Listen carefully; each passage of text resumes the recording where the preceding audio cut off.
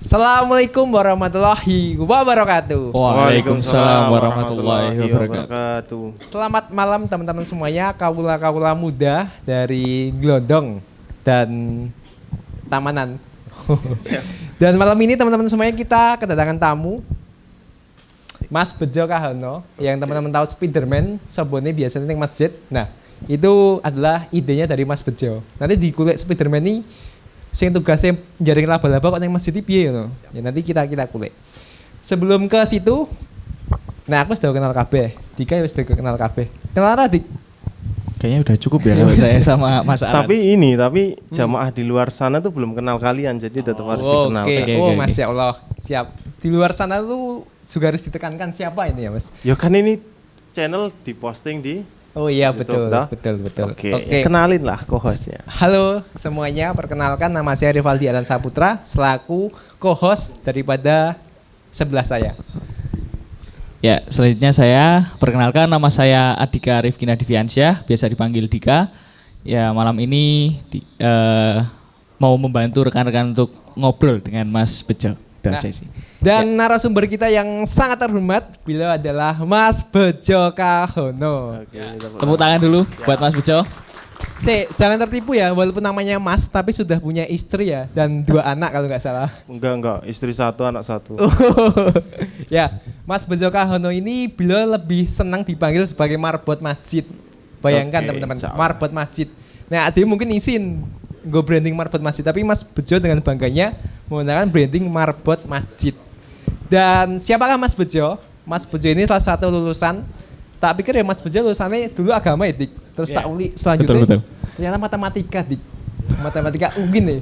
Ya UIN kan agama. UIN agama, matematikanya Mas. Matematikanya ini loh Mas. Yang bikin bingung tuh kuliah di jurusan matematika tapi kok iya kan Mas. Ya saya bingung juga. Karena juga di UIN kan ada laboratorium tuh itu. Laboratorium agama gitu. Ya sudah. Nge-lab aja di masjid loh UIN itu. Iya tuh. Jadi anak-anak matematika yang balik ke masjid. Karena Saintek itu kan sampingnya masjid itu tuh. Hornya itu madep. Hornya UIN itu kan madep ke Fakultas Saintek. Jadi ya sering kedengeran azan itu. 5 waktu azan terus ya Mas. Ya enggak, kuliah tuh waktu itu. Kuliah. Dan Mas Bejo ini salah satu alumni pemuda pelopor daerah istimewa Yogyakarta yang bidangnya khusus keagamaan teman-teman dengan Cinta Masjid Indonesia. Nah kui nanti juga perlu kita kulik. Kenapa Mas Bejo itu sedemikian kuat? Kenapa ingin membangun masjid, membersihkan masjid, merawat masjid, mengolah masjid? Padahal anak muda yang sekarang termasuk aku Dewi, neng masjid ya Allah angele. Wih, masalahnya aku. Dan monggo Mas Bejo memperkenalkan diri. Siap, teman-teman semuanya, perkenalkan saya Bejo Kahono yang dibantu Mas Dika. Tadi kan Dika membantu saya dibantu Mas Dika. Ya sudah, clear. Ya kalian memperkenalkan singkat, saya juga singkat. Enggak teman-teman semuanya. Perkenalkan saya Bejo Kahono, saya itu lebih suka dibilang aktivis masjid. Karena teman-teman semuanya, kalian bisa berbangga diri, berbangga hati dengan bendera-bendera partai kalian, bendera-bendera supporter tadi kan, sore tadi kan banyak tuh bendera supporter lewat. Nah, teman-teman harusnya bangga dengan ketika teman-teman tuh memperkenalkan diri sebagai pengurus masjid itu. Teman-teman aktif di Karang Taruna misalkan itu dengan bangganya atribut kalian pakai, harusnya kalian lebih bangga juga ketika itu membicarakan masjid gitu loh. Karena teman-teman semuanya sejatinya siapapun kita itu baliknya ke masjid loh. Mau siapa? Pak Presiden. Pak Presiden selama dia beriman pada Allah Subhanahu wa taala, dia sholat ke masjid kok. Pak RT kita, ya dia sholat ke masjid. Pak Dukuh kita, Pak Lurah itu ya.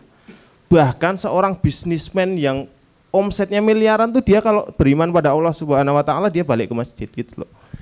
Masjid itu sejatinya tempat kembalinya kita. Apapun keadaan kita. Kita mau sehat, kita mau sakit, kita mau lagi kaya, kita mau lagi susah, ya baliknya ke masjid. Nah, teman-teman semuanya, maka dari itu saya berbangga hati ketika saya dijuluki sebagai orang yang ya menjadi pelayan terhadap masjid itu. Marbot itu pekerjaan yang mulia teman-teman semuanya. Bisa Anda bayangkan ketika anak muda tinggal di masjid, minimal dia nggak ketinggalan azan di masjid itu minimal banget. Minimalnya lagi dia mesti sholat 5 waktu berjamaah di masjid itu. Coba di antara kita yang duduk di sini, saya host berdua ini, teman-teman yang nonton siaran ini ketika jadi marbot masjid, minimal kan azan dulu. Loh, ketika kita dituntut untuk sholat di awal waktu, si marbot masjid itu malah mempersiapkan sholatnya di awal waktu yang lebih awal daripada jamaahnya. Loh, itu pahalanya luar biasa. Tapi ini perkara kita dengan Allah Subhanahu wa taala. Ya kita harus berbangga hati loh. Ketika teman-teman dijuluki, oh saya supervisor di perusahaan X gitu ya. Saya seorang business owner di perusahaan A gitu. Ya teman-teman harus bangga diri dengan apa yang teman-teman lakukan saat itu gitu loh. Wong teman-teman dengan status sosial teman-teman, pekerjaan teman-teman bangga kok. Dengan rumahnya Allah masa enggak bangga gitu loh. Rezeki kalian itu datang, itu kan wasilahnya si pebisnis itu, si pemilik perusahaan itu. Tapi rezeki itu kan datangnya dari Allah. Ketika Allah menstop keran rezeki si pemilik bisnis itu, ya sudah, tutup itu. Iya toh? Kalian itu digaji oleh pemilik perusahaan, tetapi rezeki itu sejatinya sudah ditentukan oleh Allah Subhanahu wa taala. Kalau teman-teman sering baca di belakang truk itu loh, rezeki sudah ditakar dan tak akan pernah tertukar. Nah, ya kayak gitu. Itu filosofi hidup sejatinya gitu loh. Mau kalian itu jungkir jempalik 24 jam memikirkan perusahaan kalian, kalau Allah itu belum berkehendak kun gitu ya sudah. Kalian tetap dapat segitu kok rezekinya gitu loh. Makanya kita, ini ada quotes yang keren. Kita punya cita-cita setinggi langit, tetapi kita kadang lupa sama yang punya langit. Nah, anak-anak muda itu perlu dipikirkan. Kalian punya cita-cita yang tinggi, cita-cita yang setinggi langit, tetapi rezeki yang datangnya dari pemilik langit pun kalian lupa gitu. Udah, sini dulu, stop. Biegi. Lagi segmen pertama perkenalannya sahabat banget. Ini bukan mendoktrin, tapi kita harus merubah mindset hidup kita. Iya. Ya betul Mas. Buat teman-teman dicerna dulu aja ya, pelan-pelan, nggak masalah. Kita mungkin tarafnya masih belum sampai ke tahapnya Mas Bejo, cuman kita sedikit-sedikit nanti insya Allah mengikuti jalannya Mas Bejo seperti itu ya teman-teman ya. Ya. Ada lagi ya? Iya, monggo tiga. Oh ya, Aku Mas Bejo. mau tiga. Saya dulu ya. Sweet. Jadi yang saya tanyakan ini mungkin mengenai udah berapa lama sih Mas Bejo menjalani kehidupan yang seperti ini? Ya teman-teman semuanya, saya anak STM dulu. Saya sekolah Acah STM. Ya teman-teman tahulah kehidupan anak-anak STM. Kalau cuma main biliar gitu ya sering ya. Jalan Magelang, nongkrong di sekitar Jalan Magelang itu sudah biasa gitu ya. Saya sudah melewati fase itu, tawuran antar pelajar saya ngikuti. Waktu itu putih abu-abu pertama kali itu, saya ingat betul, putih abu-abu pertama kali itu generasi saya kalau nggak salah. Terus tawur sama sekolah, salah satu sekolah di Muhammadiyah. Tawuran itu, karena pulang dari final itu si wasit itu melakukan war lah, bahasa sekarang tuh kan war, melakukan VAR melakukan VAR kayak gitu, dan memilih penalti, hadiah penalti untuk sekolah lawan. Nah, akhirnya kalah itu, sekolah saya kalah waktu itu. Akhirnya ya sudah, sekolahnya itu dibandemi. dibandemi. Terus habis itu saya pernah merasakan upacara sama Pak Polsek ya, sama Polsek itu. Setelah itu orang tua dipanggil. Nah sudah, itu fase yang bagi saya menyakitkan hidup saya karena merepotkan orang tua saya. Keren. Jauh-jauh dari Banguntapan toh ke STEMSA, saya dulu anak STEMSA. Ya bagi saya itu merepotkan orang tua saya gitu. Terus dari situ lulus sekolah ya, lulus STM itu saya sembunyi di salah satu masjid di daerah Jalan Taman Siswa. Saya tinggal 1 tahun lebih tuh di masjid situ. Tujuannya adalah mengganti pertemanan saya. Jadi ternyata Rasulullah tuh mengajarkan ketika kita pengen melakukan sesuatu tuh hijrahlah dari tempat itu gitu ya. Nah saya kalau ngekos ya kemahalan toh, ya sudah tinggal di masjid. Saya 1 tahun tinggal di masjid teman-teman semuanya. Tinggal di masjid, waktu itu saya les di salah satu bimbel gitu ya. Salah satu bimbel yang kebetulan deket itu sebelahnya ada masjid. Nah saya ya karena soalim waktu itu ya sudah balik ke masjid. Setiap mau karena waktu itu saya ikut SNMPTN kalau nggak salah, SNMPTN yang harus di tempat bimbel itu lama berjam-jam gitu. Hingga akhirnya ketemu momentum sholat duhur itu. Ada salah satu penulis ternama di salah satu penerbit yang dia ternyata tinggal di masjid. Saya pernah menemukan buku itu dan ternyata orang itu tinggal di masjid. Wasilah beliau lah saya tinggal di masjid itu. Saya berdua sama beliau. Sama di beliau berdua. Saya bukan anak pondok, bukan cah alim waktu itu ya sudah, saya yang penting bisa azan dan iqomah kayak gitu. Dan yang paling penting adalah ketika disuruh iya ayo oke gitu ya. Terus bersih-bersih masjid di situ ya sudah, selama 1 tahun saya tinggal di situ, mencoba merubah pertemanan saya, pamit kepada orang tua saya. Kalau teman-teman saya nyari bilang saya nggak di Jogja, ya sudah. Teman-teman lama saya itu sedikit demi sedikit jarang, karena anak-anak STEM saya itu kan rata-rata Bantul Selatan ya. Kita itu diuntungkan tinggal di Banguntapan sebagai anak STM, karena nanti mesti dipetuk. Apa teman-teman tuh kalau mau berangkat dari Bantul Kidul kan mesti lewati Banguntapan ya, nanti dipetuk ayo dolan yang di kayak gitu. Nonton konser dan sebagainya kayak gitu. Akhirnya ya sudah, saya menghilang dalam waktu setahun itu untuk merubah pertemanan saya, dan setidaknya teman-teman saya biar tahu saya itu sudah mencoba mengurangi kehidupan itu, dan alhamdulillah sampai hari ini sudah diterima. Teman-teman saya yang lama sudah masih menerima, grup BA juga masih rame, alhamdulillahnya itu. Jadi titik awalnya di situ teman-teman semuanya. Saya tinggal 1 tahun di masjid, jadi marbot masjid, merasakan jadi seorang marbot. Dari situ ternyata ketagihan teman-teman semuanya. Ketika kegiatan itu dilakukan terus-menerus, ternyata ketika ditinggalkan tuh apa ya, gelisah di hati itu. Terus akhirnya saya waktu itu naik motor Honda 800, Honda 800, teman saya naik Grand. Itu keliling ke masjid, nawarkan kebersihan masjid. Itu dijamin masjid, nggak percaya. Gitu. Gratis meneh loh, coba bayangkan. Saya naik Honda 800, motor Honda 800, teman-teman tahu ya, yang kalau lampunya goyang dikit geter gitu kan, nek enggak mati ya tutuk. Stuck. Saya melalui momen itu tuh saya lalui. Teman saya naik Grand, motor Grand berdua dikasih keronjot itu. Kasih keronjot keliling dari masjid ke masjid, nawarin bersih-bersih masjid coba. Gratis loh itu. Paling takmire ki golek sego apa ya kayak gitu. Dari segi finansialnya bumbuan kan gitu. Seakan hidup enggan mati tak mau kayak gitu ya. Tapi alhamdulillah ketika kegiatan itu diistiqomahkan, perubahannya drastis. Hingga akhirnya kita punya armada dan sebagainya, itu wasilah dari ketekunan. Jadi teman-teman semuanya, pelajaran penting dalam hidup ini, tekunlah dalam sesuatu mesti tekan. Nah, falsafah Jawa kan bilang gitu toh. Sapa sing tekun mesti tekan. Itu harus teman-teman lalui betul tuh. Jangan sampai kalian berhenti sebelum itu tekan gitu. Jadi ketekunan itu dinyatakan berhasil ketika itu tekan. Kalau enggak tekan ya belum tekun itu artinya. Kayak gitu, Mas. Terima kasih Mas Bejo.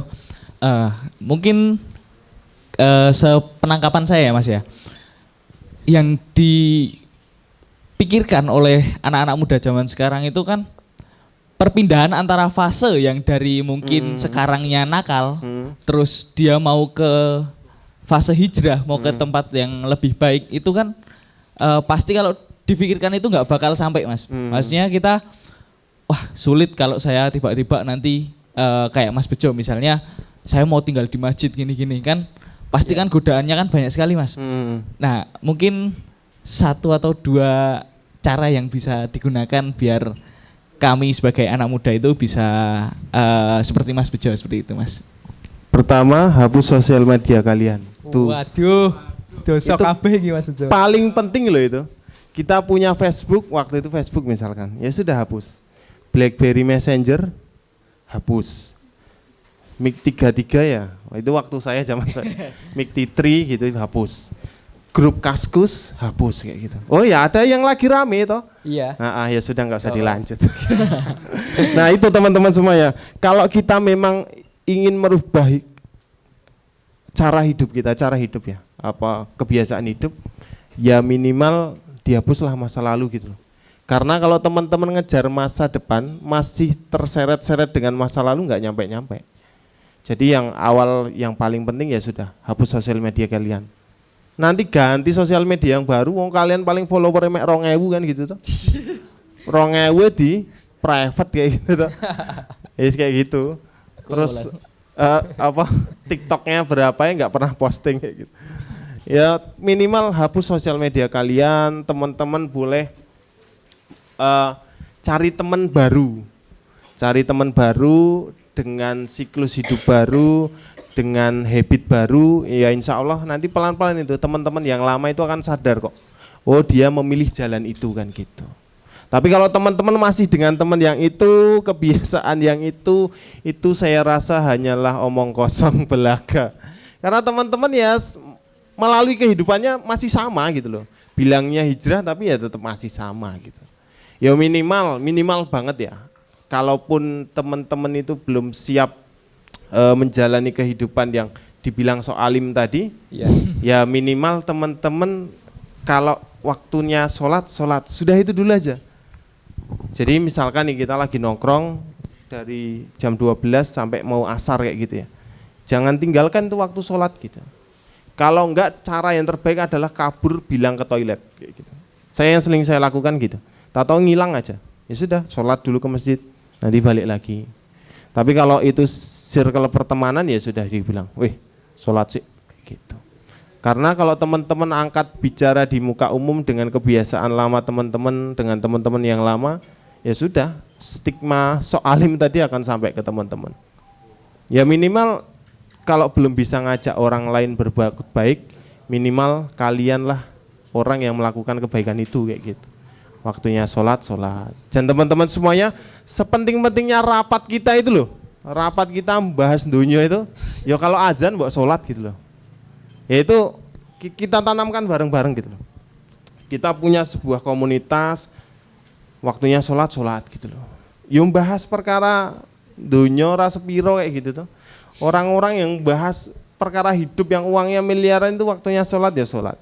Bahkan banyak perusahaan yang menekankan semua karyawan laki-laki ketika azan wajib melaksanakan sholat berjamaah di masjid. Oh, keren loh itu. Iya. Coba bayangkan zuhur jam makan siang itu yang dilakukan geprek sai. Dan ternyata apa teman-teman, omsetnya ya nggak turun kok.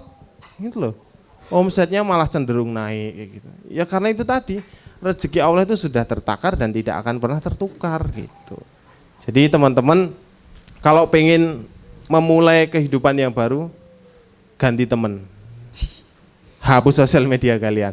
Kalau nggak bisa itu minimal teman-teman lakukan kebaikan yang pengen teman-teman ikhtiarkan hingga akhirnya nanti teman-teman kalian itu tahu bahwasanya oh dia itu sekarang kayak gini gitu. Ini sebenarnya prinsip bisnis pun kayak gitu teman-teman semuanya. Kita punya personal branding ya kalau dalam sebuah perusahaan dalam sebuah kehidupan bisnis itu. Personal branding itu melekat pada diri kita kan karena habit atau kebiasaan kita ataupun karena usaha yang kita lakukan kan gitu. Misalkan Mas Alan sebagai seorang pemuda pelopor ya gitu ya. Ya sudah, orang lain kan akan tahu oh dia seorang pemuda pelopor. Kepeloporan dia lewat jalur kebudayaan ataupun wisata. Itu kan orang sudah tahu. Dan itu pun sebuah prestasi yang diraih nggak instan kan gitu tuh. Butuh proses step demi step kayak gitu. Nah, yang saya lakukan dulu kayak gitu. Minimal hapus sosial media kalian. Oke. Menarik apa yang dikatakan Mas Bejo. Sesimpel itu dan tersentil itu teman-teman. Ketika kita menyiapkan mau misalnya podcast di pengajian. Sapa masih Ustaz Isa ayo. Nah, ada padahal nyiapin ke pengajian tapi oke sing lali rasa termasuk siapa ayo? Rangga. Alhamdulillah. Dan ya Mas Bejo. Sebenarnya soalim kan sekarang kan menjadi konotasi yang negatif ya Mas. Dan kadang-kala menjadi alim tuh hal yang sebenarnya mudah tapi ketika memang menjadi negatif seakan-akan itu tuh menakutkan gitu loh Mas Bejo. Soalim, hijrah, kan itu kan hal yang mudah sebenarnya. Tapi kenapa sekarang kata-kata itu yang menjadi menakutkan dan mengerikan? Kita mau berjalan ke arah situ tapi banyak sekali halangan lah. Iya. Mas. Dan terus menjadi trauma biasanya seperti itu kan. Apalagi anak-anak muda Mas Bejo, ngapunten, termasuk saya dan teman-teman semuanya yang di sini. Kan ini baru fase-fasenya mereka nakal-nakalnya, baru fase-fasenya SMK-nya. Mungkin Mas Bejo sudah melalui. Kan memang Mas Bejo kan udah enggak muda tuh Mas. Ya sekarang udah muda-muda. Siap. Teman-teman kan sekarang baru tawuran, baru rokokan, mabuan dan sebagainya kan masih dewasa-dewasa. Oh ya, aku ya anak muda, aku masih senang seperti ini. Dan ketika mengarah ke alim dan hijrah tadi kan itu menjadi sesuatu yang menjadi penuh tantangan gitu Mas Bejo. Oke, teman-teman semuanya. Kita itu hidup di dunia yang sekarang itu segala sesuatu dikontenin. Dan kita lebih aktif melihat konten yang berbau negatif daripada positif. Sekarang kita cek konten-konten yang membahas sampah ternyata lebih banyak empatinya dibanding orang-orang yang membahas perkara daging. Daging itu maksudnya gini, esensi-esensi penting dalam kehidupan yang dibahas, misalkan tips dan trik ilmu bisnis bla bla bla kayak gitu. Orang akan ketika ngeliat TikTok langsung di swipe up gitu ya. Tetapi kalau teman-teman ngelihat perkara yang itu misalkan mengekspos Alan yang lagi di pinggir jalan terus dikasih musik itu ya apa? Ya kan orang Orang pinggiran. Orang pinggiran kan langsung ditonton toh. Nah, teman-teman semuanya, ternyata kita itu sudah terdoktrin dengan segala sesuatu yang berbau negatif, mengiba, tetapi kita tuh nggak tahu akan melakukan apa gitu loh. Coba kita lihat kalau orang berbuat salah di sosial media, kita akan lebih mudah menghujat. Ya toh? Betul. Tapi ketika itu yang terjadi pada diri kita loh. Sekarang banyak warung tutup hanya karena perkara pelayanan nggak baik kepada salah satu konsumen kayak gitu. Entah itu kesalahan apa kayak gitu. Kemarin juga ada yang baru viral, selebritis dituntut 10 miliar kan. Itu kan hanya perkara beliau melampiaskan ketidakpuasannya terhadap perusahaan itu kan gitu. Ya ini malah dituntut 10 miliar. Nah teman-teman semuanya, memang pola pikir di hidup kita itu didoktrin kayak gitu. Secara kita nggak sadar.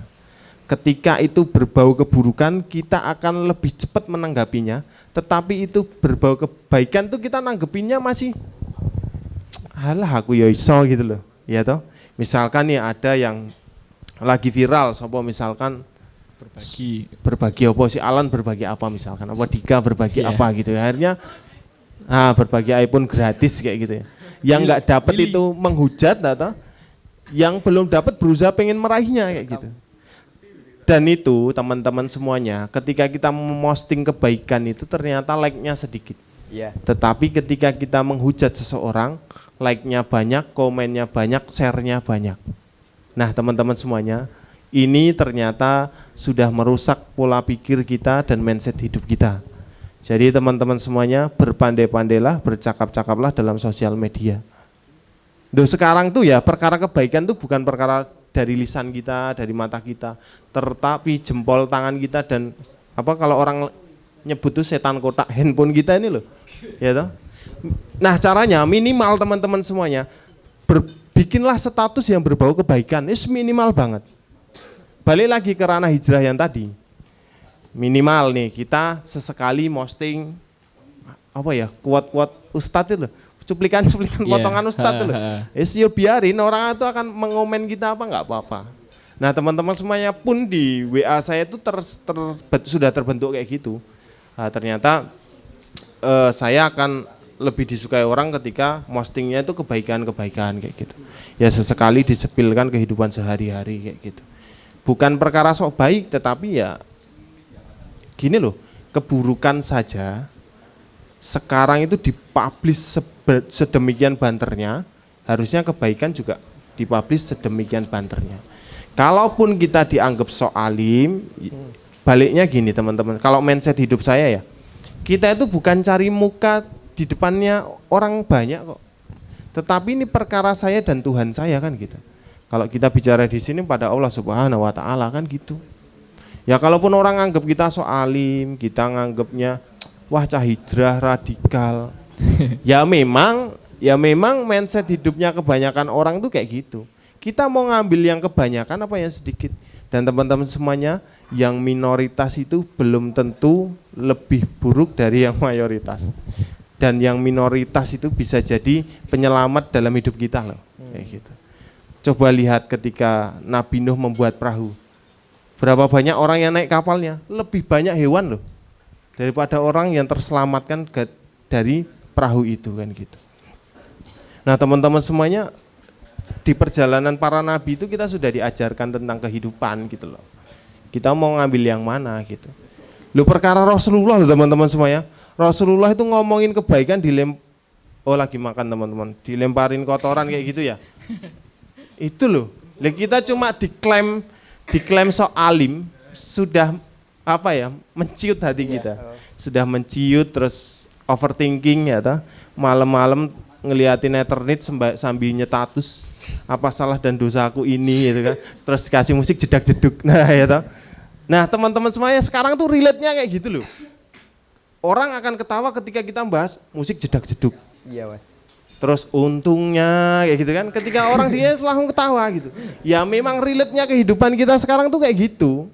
Kalau kita mau ngomongin perjalanan Nabi dengan gaya Nabi di zaman dahulu, ya mungkin anak-anak muda itu ya wis apa ya, terlalu kaku mungkin bahasanya kayak gitu. Tetapi ketika percakapan zaman Rasulullah itu dialih bahasakan gitu ya, bahasanya dialih bahasakan dengan gaya bicara saat ini, ya anak muda akan terkesan dengan kajian-kajian seperti itu kayak gitu. Jadi kalaupun teman-teman dianggap sok alim, teman-teman dianggap wah hijrah, ya enggak apa-apa. Rasulullah dilempar kotoran kotoran unta saja, ya beliau tetap bersabar dalam dakwahnya. Bahkan beliau sempat akan dibunuh dan sebagainya gitu. Itu Rasulullah juga saat itu kan sendiri. Nah teman-teman semuanya, ada pelajaran menarik nih. Pelajaran menarik ketika Rasulullah SAW itu sampai Mekah. Nah teman-teman semuanya, dulu di Mekah zaman dahulu itu bukan yang seperti ini sekarang teman lihat ya, yang mungkin sudah umrah dan haji. Di sekelilingnya Mekah itu tuh ada berhala saat itu. Ada berhala yang itu senantiasa disembah oleh para orang-orang sebelum masuk Islam kayak gitu. Tetapi apa yang dilakukan Rasulullah itu enggak langsung lantas menghancurkan berhala itu enggak, tetapi Rasulullah yang dihancurkan apa? Mindsetnya mereka. Orang-orang yang di sekitar situ tuh mindsetnya sama Rasulullah itu dirubah dengan cara kebaikannya, dengan cara perilakunya, dengan cara bicaranya, dengan cara attitude-nya dan sebagainya, hingga akhirnya 360 sekian berhala itu dihancurkan sama mereka yang memuja, yang dulunya memuja berhala itu. Jadi bukan Rasulullah hancurkan sendiri, bukan. Kalau Rasulullah hancurkan sendiri saat itu, mungkin Rasulullah akan dicap radikal, Rasulullah akan dicap anarki bahasa sekarang kayak gitu ya. Tetapi karena yang dirubah mindsetnya, jadi mereka yang dulu memuja berhala saat itu, mereka tangan-tangan mereka juga yang akan menghancurkan itu kayak gitu. Nah teman-teman semuanya, jangan berkecil hati lah gitu loh. Dianggap sok alim itu lebih enak daripada dianggap preman kampung. Ya pilih mana? Dianggap preman kampung apa dianggap sok alim? Kalau saya dianggap sok alim. Ya, betul sih Mas. Cuman biasanya mungkin yang pemuda-pemuda maupun remaja-remaja yang masih mencari jati dirinya. Mungkin banyak yang memilih preman kampung, Mas.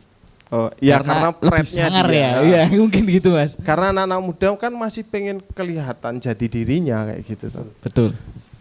Ya pegangannya seburuk-buruknya apa kita di hadapan orang, ya tetap ibadah itu jangan ditinggalkan. Itu tugas yang paling penak dilakoni kayak gitu.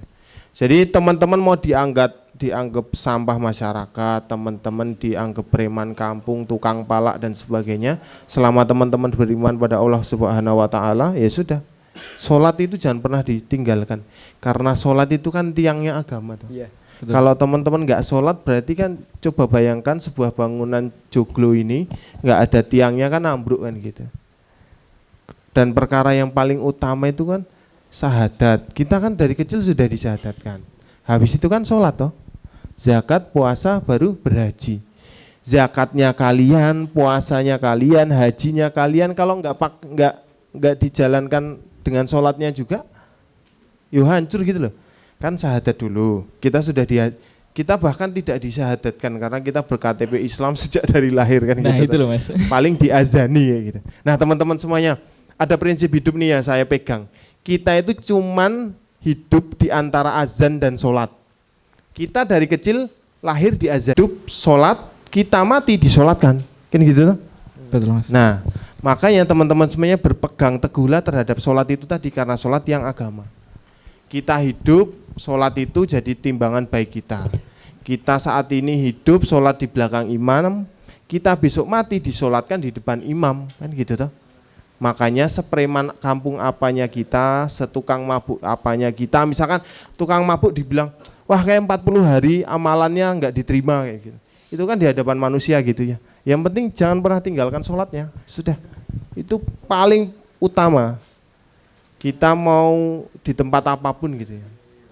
Oh, kita ingat ketika seorang pelacur yang ngasih minum anjing itu, pakai sepatu high heel-nya itu, hingga akhirnya itu yang menjadikan amal soleh kebaikan dia yang membawanya dia ke surga kan gitu.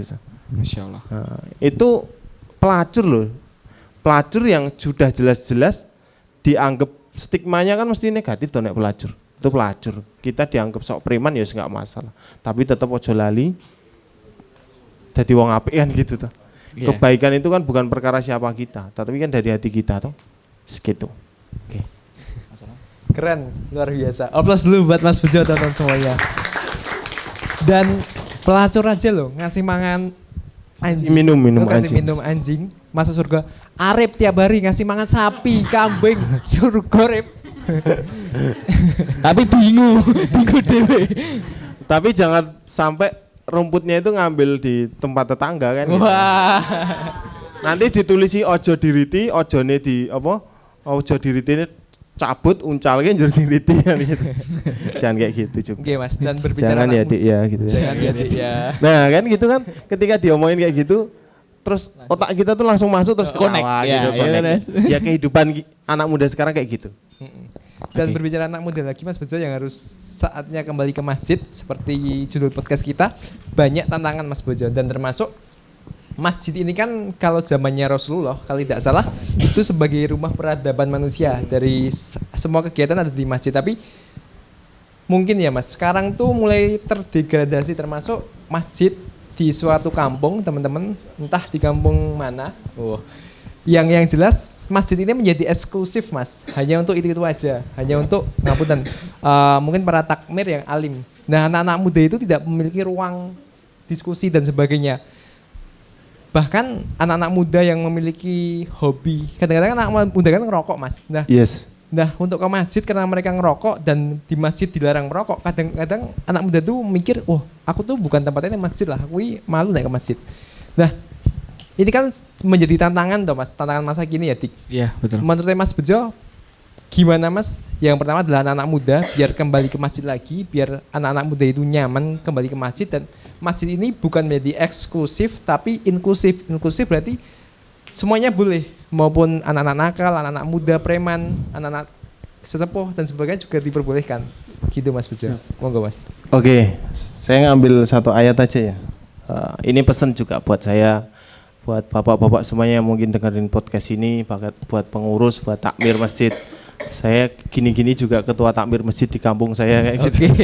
Jadi kayak gini-gini saya dituakan di kampung. Nah teman-teman semuanya, di surat At-Taubah ayat 18, innama ya'muru masajidallah man amana billah wal yaumil akhir wa aqamas sholata wa ataz zakata wa lam yahsa ilallah wa asa ulaika ayyakunu minal muhtadin. Nah artinya teman-teman semuanya, sesungguhnya yang pantas memakmurkan masjid Allah hanyalah orang yang beriman kepada Allah dan hari akhir, mendirikan sholat, menunaikan zakat, serta tidak takut kepada siapapun selain Allah. Nah teman-teman semuanya, pelajaran penting dalam surat At-Taubah ini, jadi siapa yang memakmurkan masjid itu orang yang beriman kepada Allah. Anak muda itu ketika sudah beriman pada Allah berarti kan sudah pantas memakmurkan masjid. Yang mendirikan sholat, ketika anak muda itu sholat ke masjid, memakmurkan masjid dari segi sholatnya, berarti itu kan pantas menjadi pemakmur masjid dan tidak takut kepada siapapun kecuali pada Allah Subhanahu wa Ta'ala. Nah balik lagi ke pertanyaan, kalau anak muda tidak boleh merokok di masjid, kasih ruang, kasih tempat buat space dia ngerokok di masjid, kan gitu toh. Ada halaman masjid dikasih area smoking area kan gitu toh. Jangan pernah melarang sesuatu tanpa memberi solusi terhadap sesuatu tersebut kayak gitu. Takmir tidak bertanggung jawab atas kehilangan apapun gitu loh. Lah orang nggak tanggung jawab kok suruh jadi takmir kan gitu toh. Dan pesan juga buat bapak-bapak semuanya, teman-teman semuanya yang merasa namanya tertulis di susunan pengurus takmir masjid, sudah sejatinya mendirikan sholat di masjid. Nah yang jadi PR itu kan gitu teman-teman semuanya. Kita itu dijadikan pengurus masjid tapi kita nggak pernah sholat di masjid, repot itu. Cuma kita tuh numpang nama itu. Kalau cah kuliah tuh mek titip absen kan gitu tuh. Orang titip absen aja dicari dosen, apalagi ini perkara sholat gitu. Abu Nah, Nawas ya teman-teman semuanya, buat pengurus takmir, ya kalau nggak boleh ngerokok, tolong kasih ruang buat ngerokok. Kalau anak-anak dilarang bermain-main di masjid, kasih ruang. Masjid dikasih ayunan, masjid dikasih playground misalkan, ya minimal ada ayunan, ada tempat bermain di area yang itu tidak mengganggu. Nah ada pesan menarik teman-teman semuanya, guru saya itu bilang kayak gini, ramenya anak-anak di masjid, berisiknya anak-anak di masjid itu cara mereka berzikir pada Allah Subhanahu wa Ta'ala. Nah itu harus ditekankan ke mindset, ke takmir gitu loh. Jadi jangan terus misalkan Alan waktu kecil dulu mecah ke gelas kerompang gitu kan. Hatinya anak kecil itu lebih mahal loh teman-teman semuanya. Kalau orang tua rajin ke masjid itu karena dia akan mempersiapkan kematiannya gitu. Jadi dia tuh sudah akan menjemput kematiannya itu dengan husnul khotimah kayak gitu. Meskipun teman-teman semuanya perkara perkara kematian itu bukan perkara siapa yang tua, siapa yang muda. Karena kalau kita main ke pemakaman itu kan ada makam yang kecil, ada yang makam yang gede, ada yang makam dari situ ada yang 1997 setelah wafat kayak gitu. Ada yang baru 2023 telah wafat. Ya memang kematian itu bukan perkara siapa yang tua, siapa yang muda. Tetapi kalau orang tua sudah rajin ke masjid itu udah pantas. Mereka pensiunan rajin ke masjid kayak gitu. Mereka tidak ada pekerjaan rajin di masjid karena sudah usia senja toh. Tapi teman-teman yang anak-anak muda kayak gini harusnya dikasih ruang. Orang tua itu takmir masjid itu cukup tugasnya 2, kasih ruang dan kasih uang. Sudah, itu tugasnya takmir. Takmir sepuh ngasih ruang ke anak muda, yang sepuh ngasih uang ke anak muda. Karena kebutuhan anak muda itu ruangan harus ada, ruang untuk bereksistensi ya. Habis itu uang. Karena orang tua udah punya uang, yang muda kan belum tentu punya uang. Kan gitu toh. Loh kita itu teman-teman semuanya, bapak-bapak semuanya, jangan pernah bangga ketika kas saldo masjid itu jutaan rupiah, ratusan juta pun, tetapi kanan kiri masjid itu masih ada yang merengek nggak punya beras loh. Atau ini pesan juga teman-teman semuanya buat para takmir masjid, jangan pernah membayar kafalah ataupun transport seorang ustadz itu dirapel 1 tahun, jangan pernah. Kalau prinsip saya pribadi nggak mau hutang budi terhadap seorang ustadz itu yang akan saya tunaikan 1 tahun ke depan. Belum tentu loh ustadz itu 1 tahun itu sampai hidup. Nah, ya belum tentu 1 tahun itu sampai gitu loh. Tetapi kita sering tuh takmir masjid itu sering ngerapel pas bodo itu loh, pas ya, lebaran betul, itu diantar parcel sama dikasih uang tuh. Ya kalau bapaknya itu sampai, kalau nggak sampai takmir masjid yang tertulis tadi itu pahalanya bisa lari ke situ loh. Ya saya nggak mau no. Amal soleh yang saya lakukan ini akhirnya dihadiahkan ke orang lain karena kita hutang budi terhadap orang itu kayak gitu. Makanya saya tekankan, kalau di masjid yang tempat tinggal saya sudah nggak seperti itu. Ustadz itu datang ceramah pulang udah kasih amplop. Tapi nggak bahas hari ini ya, nggak bahas ke masjid saya kayak gitu, nggak bahas hari ini. Jadi Ustadz sholat Jumat turun dari mimbar, jabat tangan, kasih transport. Ya sampaikan Ustadz ini transportnya kayak gitu. Jadi ya nggak apa-apa, saldonya itu kecil gitu loh. Nah balik ke pertanyaan tadi ya itu tadi, kasih ruang. Kalau nggak boleh ngerokok di masjid ya dikasih ruang ke serambi masjid, ke parkiran, tetapi ya dikasih tempat yang nyaman gitu loh. Betul. Nah ini ada resep 6I kalau Pak Kusnadi bilang, biar anak-anak muda itu rajin ke masjid. 6I yang pertama itu wifi, habis itu kopi, habis itu nasi, habis itu kalau mau digaji ya dikasih gaji, habis itu diajak rekreasi, yang terakhir kalau nggak punya istri atau suami dicarikan. Masuk. Nah itu tugasnya takmir kayak gitu loh. Jadi 6I itu tadi harus difasilitasi, makanya kalau nggak boleh ngerokok siapinlah ruang buat ngopi kan gitu toh. Anak-anak muda gini kan nyari tempat buat ngopi toh. Loh, kita ngapain ngopi jauh-jauh ke kafe kalau masjid kita itu nyaman buat nongkrong duduk membahas kemaslahatan umat kan gitu. Rapat misalkan, ayo rapat. Ketika rapat yang masjid, wah ojo aku ngerokok di seneni yo, gitu toh. Akhirnya stigma negatif itu muncullah bapak-bapak semuanya. Pesan buat para takmir pengurus masjid, kalau nggak boleh ngerokok di masjid, kasih ruang buat space buat ngerokok. Nah teman-teman semuanya, itu loh di masjid sejuta pemuda itu mungkin viral di sosial media itu, mereka itu tidak mengizinkan takmirnya jamaahnya yang datang itu tidur di karpet hingga akhirnya disiapin kasur. Betul. Itu kan solusi. Kita melarang kasih solusi. Akhirnya apa? Ya sudah, mereka kan tidur di atas kasur, aman. Misalkan orang itu tidur itu ngoweh itu ya bahasanya. Ngoweh itu kan akhirnya di kasur, tidak di karpet, gitu-gitu. Jadi itu harus ada solusi terhadap itu gitu loh. Kalau kita berhenti hanya sebatas melarang tanpa ngasih solusi, anak-anak muda itu akan nyari tempat di mana solusi itu ada kan gitu. Enggak boleh ngerokok, nang keringan yo iso ngerokok. Enggak ono kopi nang masjid, ya iso ngopi wae nang kafe juga banyak. Terus enggak ada ruang gerak di masjid, bikin komunitas baru sendiri gitu. Dan jangan sampai ketika anak muda itu dilarang berkegiatan di masjid itu, dia bikin masjid sendiri gitu. Ya bisa jadi loh anak muda sekarang tuh impact powerful sosial medianya itu kan ngeri. Nyari campaign di sosial media itu nyari berapapun gampang gitu ya. Selama itu niatkan karena Allah Subhanahu wa taala dan demi kebaikan.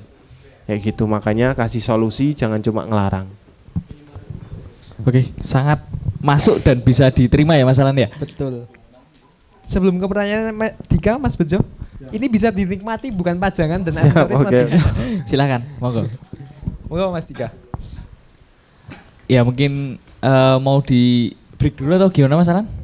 Lanjut aja. Lanjut aja ya. Lanjut. Karena biar nggak terlalu malam juga, kita lanjutkan. Nah, saya pengen tanya sesuatu nih Mas. Tentang Mas Bejo ini sebagai, mohon maaf ya Mas, mungkin bahasanya agak kurang, tukang bersih-bersih masjid. Nah itu kenapa sih Mas Bejo bisa terfikirkan ke jalan yang situ, seperti itu Mas? Maksudnya kan Mas Bejo kan masih muda, mungkin banyak impian yang ingin dicapai, terus belum terfikirkan kok tiba-tiba saya bisa dapat hidayah, bisa hijrah ke situ, gitu loh Mas. Siap. Saya pernah mencoba merangkai kehidupan saya sendiri, ternyata ruwet teman-teman semuanya. Hasilnya itu nggak sesuai ekspektasi, ya toh? Teman-teman itu sudah memikirkan kehidupan teman-teman sendiri dengan cara teman-teman, ternyata Allah memberikan cara lain. Nah teman-teman semuanya, apa yang kita anggap baik terhadap hidup kita itu ternyata bisa jadi itu bukan yang terbaik untuk kita. Dan Allah memberikan opsi lain itu yang ternyata itu kebaikan untuk kita. Nah saya balik lagi ke tadi, saya sudah coba merangkai hidup saya sendiri, ternyata lebih rumit. Jadi ya sudah, pasrah pada Allah Subhanahu wa taala dan balik lagi. Masjid itu rumahnya Allah. Yang punya rezeki itu Allah.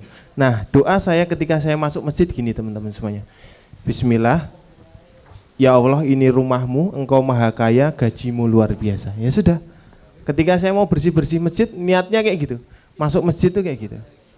Nanti apapun kehidupan kita ya supaya diatur Allah Subhanahu wa taala sebagai si pemilik rezeki.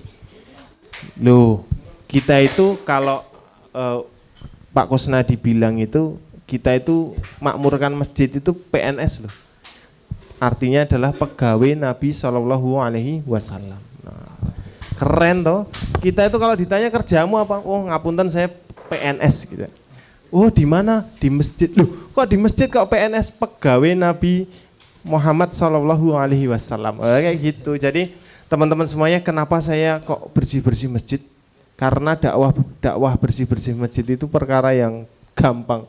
Sejatinya gampang teman-teman semuanya, selama teman-teman itu ada kemauan.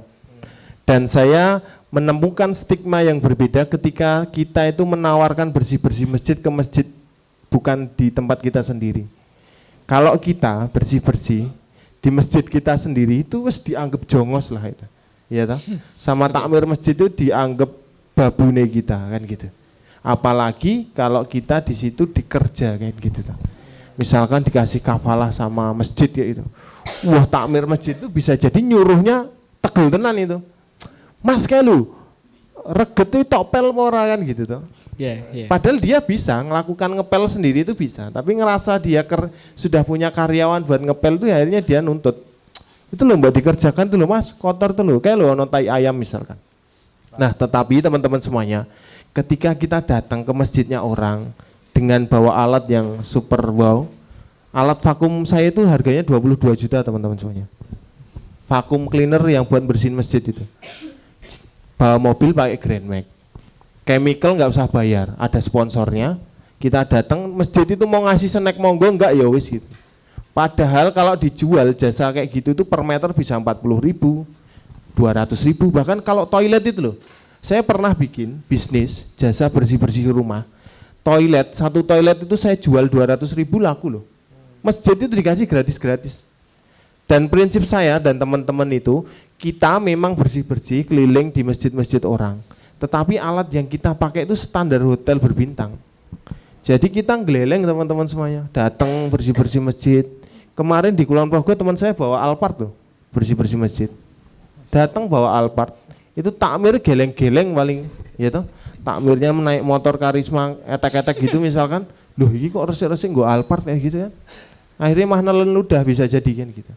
Maka dari itu teman-teman semuanya, saya itu punya pegangan ini loh. Ummu Mahjan itu ketika dia hidup itu kan senantiasa membersihkan masjid di zaman Rasulullah SAW. Nah, ketika Ummu Mahjan itu meninggal dan tidak ada yang melakukan dakwah itu, si Rasulullah itu nyari loh. Rasulullah itu nyari hingga akhirnya Rasulullah itu kan berdoa di atas makamnya Ummu Mahjan itu. Dan teman-teman semuanya, kita harus ingat terompahnya Bilal itu terdengar di surga. Apa yang Bilal lakukan? Bilal itu istiqomah mengumandangkan azan. Oke, ketika di zaman Rasulullah SAW, ahli hadis itu banyak, para penghafal Quran banyak. Bilal bin Rabah ini ketika melakukan hal yang sama itu, mungkin secara akreditasi misalkan ya, peringkatnya itu, grade-nya itu beda-beda gitu ya. Dan seleksinya itu jauh lebih ketat. Tetapi apa yang dilakukan Bilal bin Rabah saat itu, ya sudah saya akan istiqomah mengumandangkan azan. Karena di zaman Rasulullah belum ada yang mengumandangkan azan semerdu Bilal. Hingga akhirnya sanadnya Bilal itu sampai hari ini ada loh teman-teman semuanya. Teman saya ada di channelnya namanya Azan Merdu. Boleh cek di channel YouTube. Teman saya itu istiqomah tuh keliling-keliling. Waktu ke Jogja itu beliau azan di Jogokarian. Itu kebetulan kontak saya waktu itu hingga akhirnya beliau azan. Nah, beliau itu punya sanadnya Bilal bin Rabah. Nah, eksistensi dalam kebaikan itu ambil apa ya? Ambil di mana di tempat orang itu belum pernah berperan di situ. Nah, saya mencoba mengambil peran di situ karena saya rasa kegiatan ini belum banyak yang melakukan. Saya sudah melakukan ini, insya Allah. Ini bukan karena pamer-pameran ya, tapi secara data itu 2013 saya sudah melakukan itu sampai hari ini. Saya pernah mengumpulkan 14 entitas dakwah kebersihan masjid, 22 entitas kebersihan masjid di Bandung dan di Jogja. Saya sudah membersihkan sama teman-teman masjid-masjid jami di sekitar Jogja ini, bahkan bersama Ibu Bupati saya juga pernah mengajak beliau untuk kegiatan seperti itu. Nah teman-teman semuanya, pesan apa yang ingin saya sampaikan? Saya ingin menyampaikan pesan bahwasanya kegiatan bersih-bersih masjid ataupun siapapun itu yang menjadi tukang bersih-bersih masjid itu bukan sesuatu yang dipandang hina. Meskipun orang lain menganggap hina, tetapi ini kita berurusan langsung sama Allah Subhanahu wa taala. Loh kita datang ya, ngapunten ya. Seorang ART, ibu rumah tangga, seorang tukang ibu-ibu yang mengabdi ke rumah orang kaya, itu tuh pulang setiap bulan itu dikasih uang, ya toh. Belum lagi ketika si pemilik rumah itu punya hidangan yang lebih, yang itu mungkin bagi dia biasa, tetapi bagi dia dan keluarganya di rumah luar biasa, itu kan jalan rezeki dia. Dia cuman tinggal ngurus jadi tukang bersih-bersih di rumah orang kaya. Lah ini kita ngurusi rumahnya Allah Subhanahu wa taala yang maha kaya. Ya sudah, biar hidup itu ditata sama Allah lah. Kita ini teman-teman semuanya mau jungkir jempalik seperti apa, kalau kita nggak memperbaiki sholat kita itu mah semakin susah teman-teman semuanya. Bisa yakin lah saya. Mau bikin ilmu, nah ini teman-teman semuanya. Saya itu kan punya usaha ya, saya punya usaha. Ketika saya keluar rumah bersih-bersih masjid, malah kadang tuh orderannya lebih banyak daripada saya nganggur loh. Beneran, saya nganggur di rumah apa? Guling kayak semangka gitu ya, kayak gitu-gitu aja. Tapi misalkan saya keluar bersih-bersih di masjid di mana itu, kadang tuh ada laporan admin nih, ini transferan sekian kayak gitu.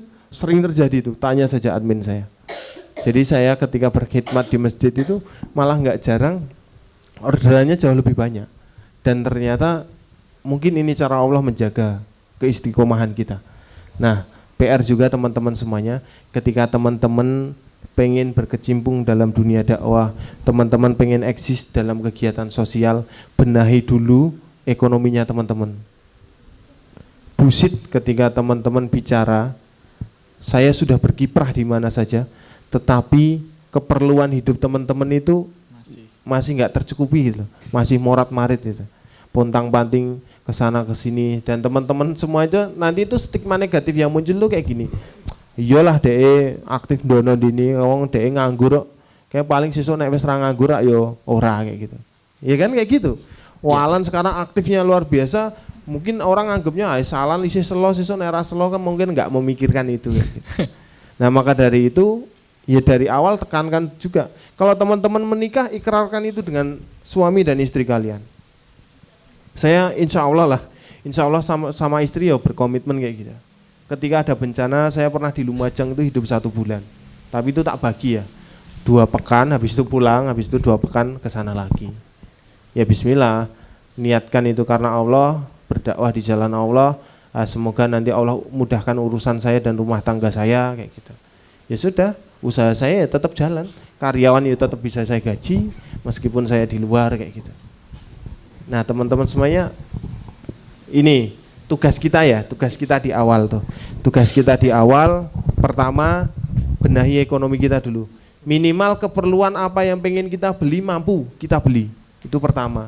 Habis itu kalau itu sudah teratasi boleh kalian beraktivitaslah dimanapun kalian pengen. Pengen eksis di sosial silahkan, pengen eksis di kebudayaan silahkan, pengen eksis di dalam dunia dakwah silahkan.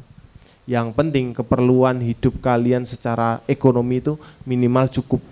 Cukup tuh ketika teman-teman pengen uangnya ada gitu. Situ aja. Jangan mikir terus, wah aku sesuk nek minimal UMR Jogja ki 2 juta, aku sesuk nek gaji 4 juta aku ameh eksis ngono ngene lah. Itu enggak. Ya yang penting kalian cukup aja. Cukup tuh enak loh teman-teman semuanya. Kalian lagi ada promo iPhone 16 terbaru. Punya uang cukup beli ke situ kan luwih enak toh. Daripada punya gaji 4 juta tadi, wong harga iPhone 16 berapa? Iya, mahal mas. Lah ya mending cukup toh kan gitu. Ketika pengen cukup, meskipun saya ya nek ke situ ya belum cukup. Tapi ya itu kan enggak saya pengen kayak gitu. Kalau ada yang ngasih ya alhamdulillah.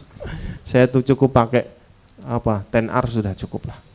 Kayak gitu. Oke, lanjut. Nah itu pelajaran yang sangat berharga dari Mas Bejo. Dan ini mungkin saya mau menanyakan tentang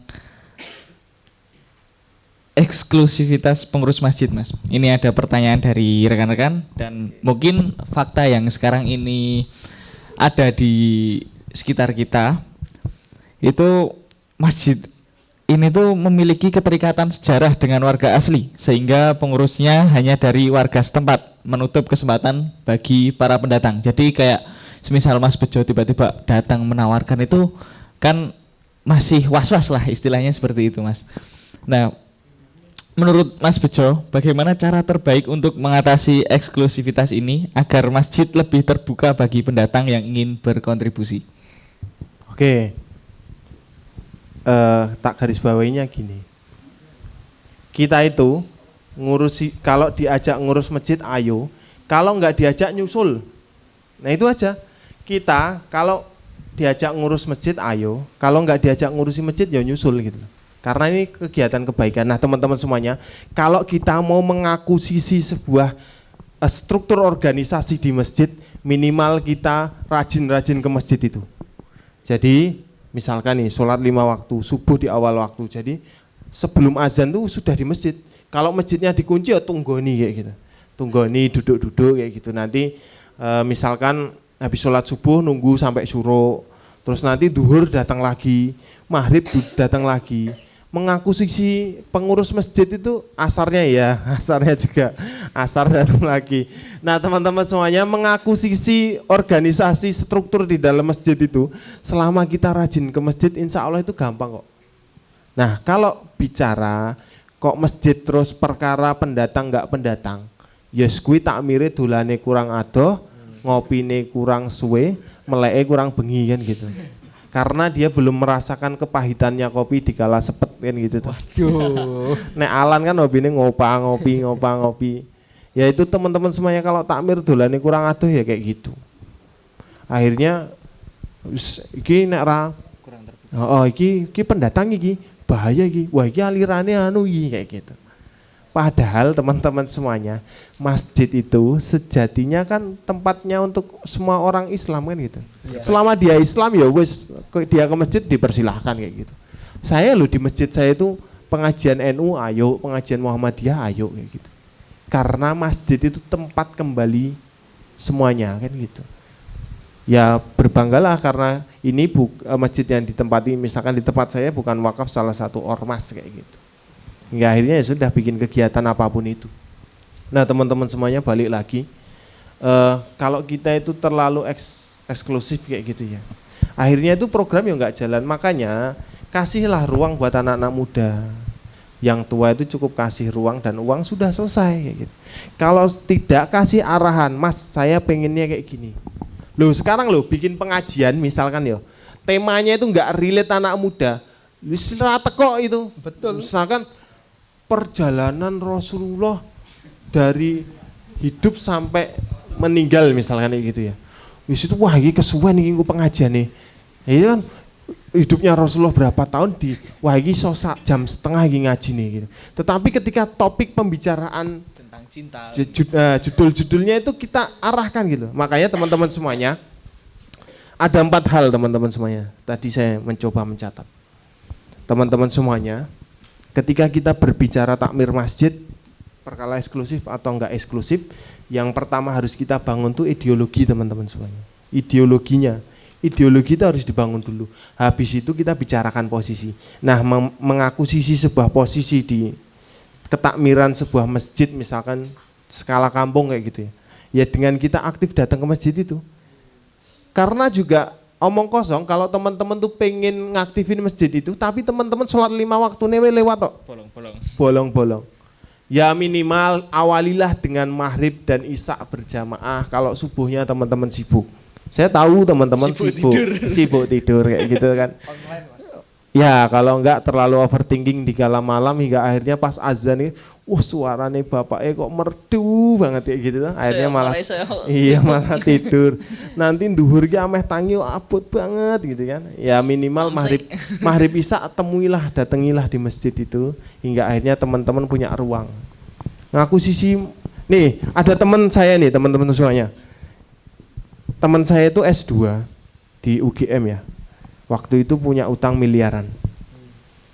Konsultasi sama seorang guru ngaji gitu. Ustaz, usaha saya itu carut marut di utang saya miliaran. Solusinya apa ya? Sudah sholat 5 waktu di masjid, habis itu nanti bersih-bersih masjid. Loh, saya bukan takmir masjid di situ tadi itu. Islakoni wae gitu. Akhirnya apa? Yang dia lakukan bersih-bersih masjid di situ kalau habis sholat subuh. Dan dia sholat 5 waktu di masjid. Sekarang ini beliau jadi bendahara di UGM. Nah takmir-takmir kita itu kebanyakan malah S3. S1-nya sepuh, S2-nya sampun sepuh, S3-nya sangat sepuh sangat. Nah repot gitu loh. Lah misalkan balik lagi ke tema kajian. Saya bikin yang bulan ini tuh judulnya apa toh? Kamu bimbang, Allah bimbing. Itu kan relate banget sama bahasa-bahasa anak muda. Terus yang bulan depan itu saya bikin kajian judulnya tuh Sinten sing sambat, nah itu kula niki kuat. Nah, kayak gitu-gitu kan orang tuh baca judulnya aja malah nyanyi yuk. Ya toh? Dan itu relate dengan kehidupan anak-anak muda sekarang gitu loh. Makanya kalau anak pengurus takmir itu sudah tua S3 tadi mah berperilaku eksklusif repot gitu. Jangan bicarakan masjid itu akan makmur kalau teman-teman semuanya bapak-bapak yang masih terkesan eksklusif itu tidak memberi ruang ke anak muda. Itu sangat berat karena ya orang tua tuh belum tentu iso posting Instagram ya toh. Bikin poster yang relate dengan bahasa visual anak muda sekarang ini wis ra iso ya kan. Minimal bapak-bapak itu kalau bikin poster paling malah kayak apa pemilu partai zaman dulu itu loh. Foto atau habis itu judul tema wis kayak gitu-gitu terus ya gitu. Nah kayak gitu mau narik anak muda. Loh, kalau orang tua ya masjid itu pasang wifi. Nah isine wong tua tok mesti wis omongane iki ngalor gitu loh.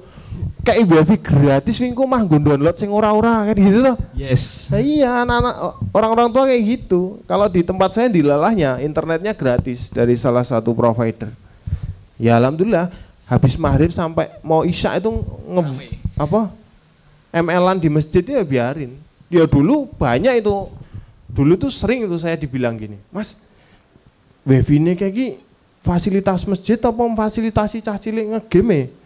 Ya saya tanya balik, masjid ini dibangun untuk orang tua atau memfasilitasi anak-anak muda itu? Karena anak muda itu saat ini muda, saat ini belia, nanti itu mereka yang akan menggantikan posisi kita gitu. Ya sudah, bapaknya kan akan diem.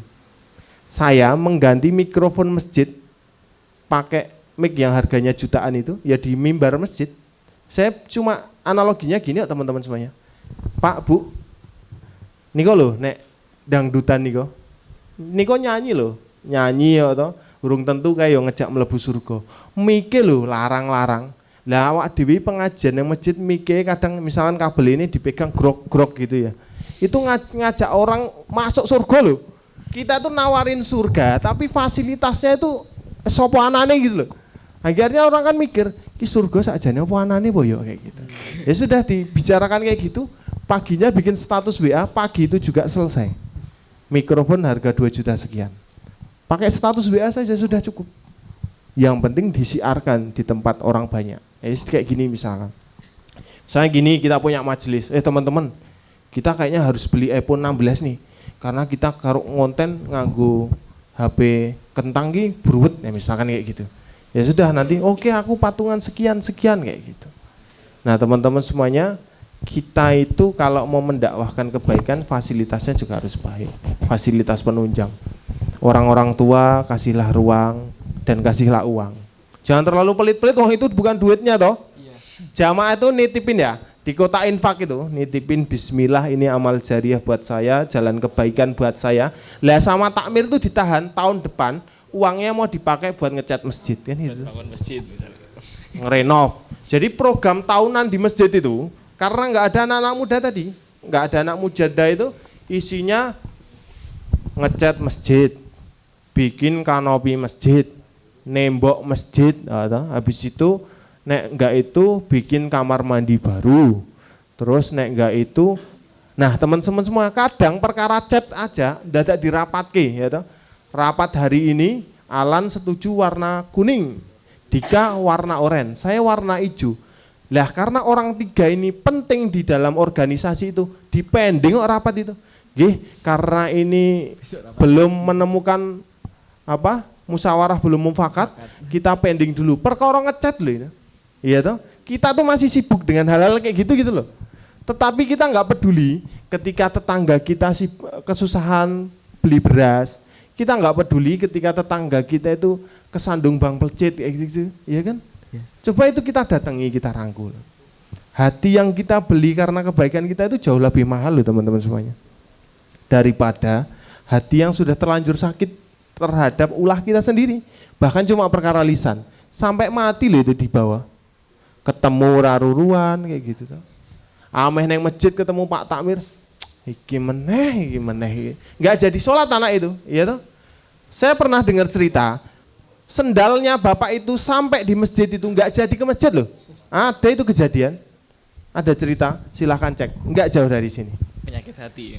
Saking karena bapaknya galaknya minta ampun, suka nunjuk-nunjuk kalau marah, ketika orang-orang itu ngelihat sendal bapaknya ada di masjid itu, mereka nggak jadi sholat di situ. Yang salah itu adalah mindset bapak-bapaknya. Meskipun yang muda itu juga salah mindsetnya. Teman-teman boleh tidak dikasih ruang terhadap orang tua tadi, tetapi minimal tunjukkan apa ya, teman-teman tuh mau pengen eksis di masjid itu, ya tunjukkanlah dengan cara minimal teman-teman hadir sholat 5 waktu di masjid itu. Ya balik tadi, kalau enggak siap sholat 5 waktu ya minimal maghrib isya datanglah. Tetapi laki-laki mosok sholatin yang rumah, kayak gitu. Enggak berat, ini enggak berat dilakukan. Saya tuh punya di rumah punya asrama mahasiswa ya. Kapasitas 4 orang, baru terisi 2, bentar lagi mau 3. Tugas mereka itu apa? Rumah itu tak gratiskan, wifi tak gratiskan, yang penting sholat 5 waktu di masjid. Ya kalau subuh belum bangun itu saya berhak membangunkan mereka, tak gedor-gedor jendelanya. Oh, mereka tinggal di tempat saya nggak nuntut uang dari mereka. Saya cuma berakad sama mereka, silahkan tempati tempat tinggal ini, tetapi minimal teman-teman sholat 5 waktu harus di masjid. Ya sudah. Nah teman-teman kalau mau nyari ruang di masjid ya minimal sekarang, ini teman-teman yang laki-laki ini, nanti kalau maghrib bisa datang ke masjid. Kalau enggak, habis sholat maghrib nongkrong di masjid, nanti sholat isya, sholat lagi baru pulang. Kayak gitu. Setelah itu baru nanti akan takmir masjid itu akan hatinya akan tersentuh gitu. Wih, ini anak-anak muda ini nek enggak difasilitasi ya repot. Saya loh, tempat saya itu malam ini kayaknya ada futsal. Anak-anak SD SMP itu difasilitasi futsal. Nanti yang tua patungan, yang muda-muda itu ya tinggal main gitu. Kadang saya ajak tanding ke klub futsal lainnya. Kemarin terakhir ke Jogokarian futsal. Ya sudah futsal bareng, difasilitasi. Karena kita tuh sebagai pengurus masjid, sebagai takmir masjid harusnya itu melayani, bukan dilayani. Kita itu terkadang pengennya dilayani ya toh. Ana cah nom-nom teko, kayak cah nom-nome kon laden kan gitu tuh. Ya wis kuwi mau wong tua iki ngertine cah nom iki isone gur laden. Padahal jati diri seorang manusia, apalagi anak-anak muda itu sekarang luar biasa loh. Ngedit video itu lebih keren anak muda zaman sekarang daripada eranya saya, ya toh. Saya ngelihat postingan anak-anak kampus zaman sekarang itu loh, ngedit pakai handphone itu keren banget. Zaman dulu, zaman saya itu ngundang fotografer kayak gitu-gitu. Iya toh. Generasi sekarang tuh sudah berbeda dan itu nggak akan nyampe di pola pikirnya bapak-bapak. Saya yakin. Sekarang misalkan bikin campaign di sosial media, misalkan di salah satu kitabisa.com misalkan, amalsoleh.com, isu orang tua tuh nggak ngerti itu, nggak ngerti caranya kayak gitu. Dan pola sponsor saat ini kan juga berbeda. Harusnya pola sponsor yang dilakukan di event-event luaran sana di luar masjid, lakukan juga di masjid. Supaya apa? Supaya menarik banyak orang kayak gitu. Saya kalau nawarin program juga kayak gitu, kontrak 1 tahun, nggak mau 1 tahun 2 tahun oke, nilainya sekian deal, jalan udah kayak gitu. Yang penting kan kita kelihatan eksistensi kita, programnya juga jelas. Nah teman-teman semuanya, tadi itu kan ada 4 hal, ideologi, posisi, teman-teman baru membicarakan eksklusivitas takmir. Habis itu bikin narasi teman-teman semuanya. Dan narasi ini lebih keren dibangun anak-anak muda dibanding orang-orang tua. Orang-orang tua tuh kalau bahas narasi, copywriting itu raiso kan gitu. Posting Instagramnya belum tentu, paling WA soalnya gurunya status tok gitu kan. Ngedit di CapCut misalkan ya raiso. Nah, anak-anak muda ini punya potensi besar membuat narasi sebuah kegiatan. Dan saya rasa itu sangat relate dalam kehidupan anak muda zaman sekarang kayak gitu ya. Maka dari itu teman-teman semuanya, pesan untuk para takmir masjid, berikanlah ruang buat anak-anak muda, dan ketika anak-anak muda itu bingung perkara uang, kasih uang. infak masjid itu bukan uang kita, tetapi uang umat yang dititipkan, yang diamanahkan kepada kita. Jangan pelit-pelit, itu bukan uang kita, karena pun uang itu nanti ketika kita mati itu juga enggak dibawa kita, itu nanti turun ke generasi bendahara selanjutnya. Misalkan kita mati-matian menjaga uang masjid itu, nanti bendahara 2 akan beraksi ketika kita sudah mati. Nah kayak gitu. Ya sudah, ketika ada keluarkan gitu. Dan ini juga perlu ditanamkan ke takmir-takmir masjid. Yakinlah ada Allah di setiap perjalanan hidup kita. Apalagi ini perkara duit masjid loh. Yakinlah pasti Allah kasih gitu loh. Nanti dari orang-orang yang nggak akan kita pernah tahu kayak gitu. Kita bikin misalkan teman-teman semuanya sekarang itu pola narasi yang diangkat. Misalkan kita butuh uang 60 juta. Perkecil angkanya itu dengan cara misalkan 60 juta dibagi 10.000. Apakah orang itu akan nyumbang 10.000? Enggak mesti. Tetapi kenapa dibuat narasi 10.000 bernilai kebaikan misalkan? Biar anak-anak muda itu bisa nyumbang kebaikannya kayak gitu. Kalau misalkan minimal sumbangan 100.000 gitu ya. Cah SMP ame nyumbang 100.000 gitu ya. Berat anak muda SMP, SMA itu nyumbang 100.000. Tetapi ketika narasinya itu diturunkan menjadi angka 10.000, anak-anak SMP itu akan tetap nyumbang. Tetapi pun orang-orang tua itu enggak mungkin juga nyumbang 10.000 gitu. Nyumbang tetap 1 juta, 10 juta kayak gitu. Narasi ini harus dibangun teman-teman semuanya. Karena narasi ini punya anak-anak muda. Enggak mungkin anak-anak muda ini orang-orang tua gitu ya. Orang-orang tua ini enggak mungkin mampu membuat narasi apapun itu. Karena itu udah enggak relate di zaman beliau dulu. Kan gitu. Tapi kalau sekarang tuh udah relate. Loh sekarang tuh gini teman-teman semuanya. Dulu itu ngundangi pengajian tuh kan pakai kertas, diketok-ketok ke rumah-rumah kayak gitu ya. Diumumkan di toa masjid. Sekarang kan enggak. Di status WA, diposting di Instagram, diposting di TikTok, kan kayak gitu tuh. Dan yang ngelihat kebaikannya itu jauh lebih banyak. Gini teman-teman semuanya, misal. Yang duduk saat ini di sini itu kan cuma 20 orang. Itu kan menurut pandangan kita 20 orang. Tetapi dari 20 orang itu membuat status tentang kegiatan ini, berapa orang yang melihat tentang kegiatan ini, itu kan terdeliver dakwah kita itu lebih banyak. Misalkan konten seperti ini akan diistiqomahkan setiap 1 bulan sekali. Nih ada jagongan dakwah misalkan ataupun apapun itu di setiap akhir bulan misalkan.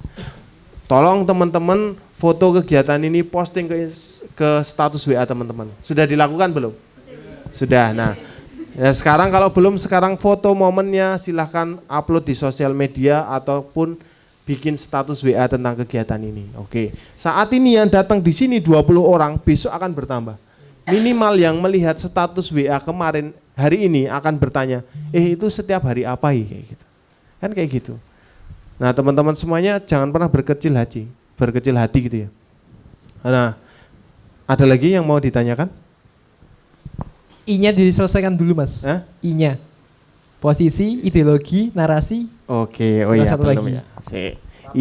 I-nya itu ada 4 ya, lupa saya. Nah, teman-teman semuanya, kalau kita sudah punya ideologi, kita sudah memposisikan diri, kita sudah atur narasi, selanjutnya kita bikin strategi. Nah, kan gitu.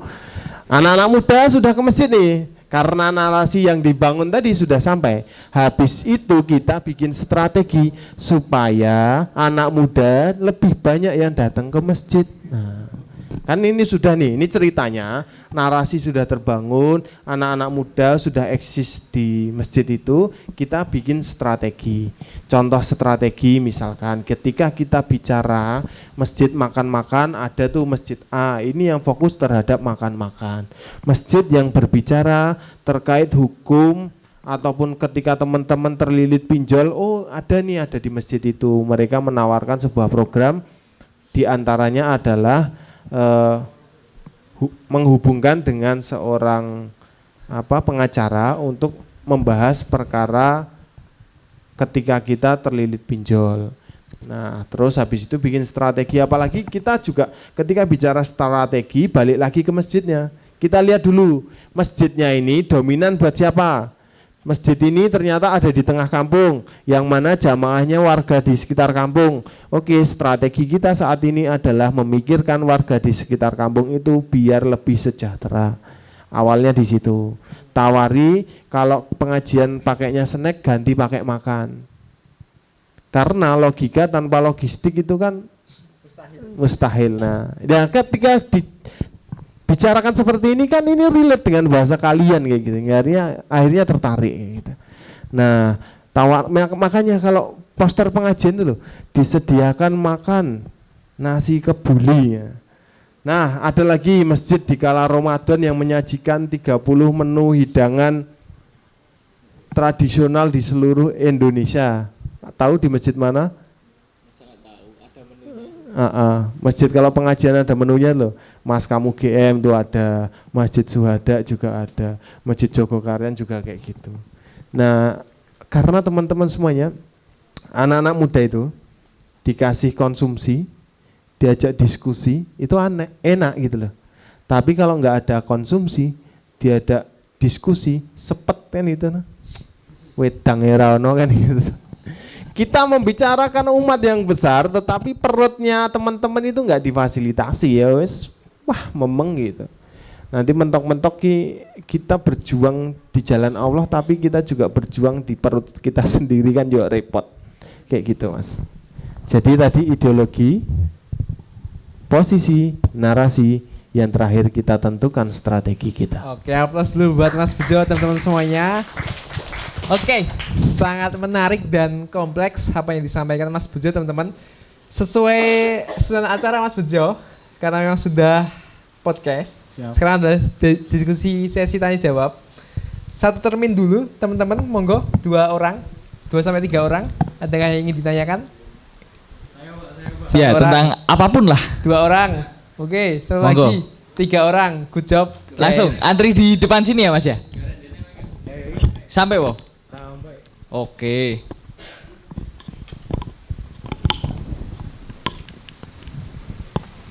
Nanti kalau bisa jawab tak jawab, kalau nggak bisa skip. Atau kalau nggak kasih ini pilihan ganda A, B, C dan D. Jadi nggak cuma jawaban Isai. Oke, terima kasih.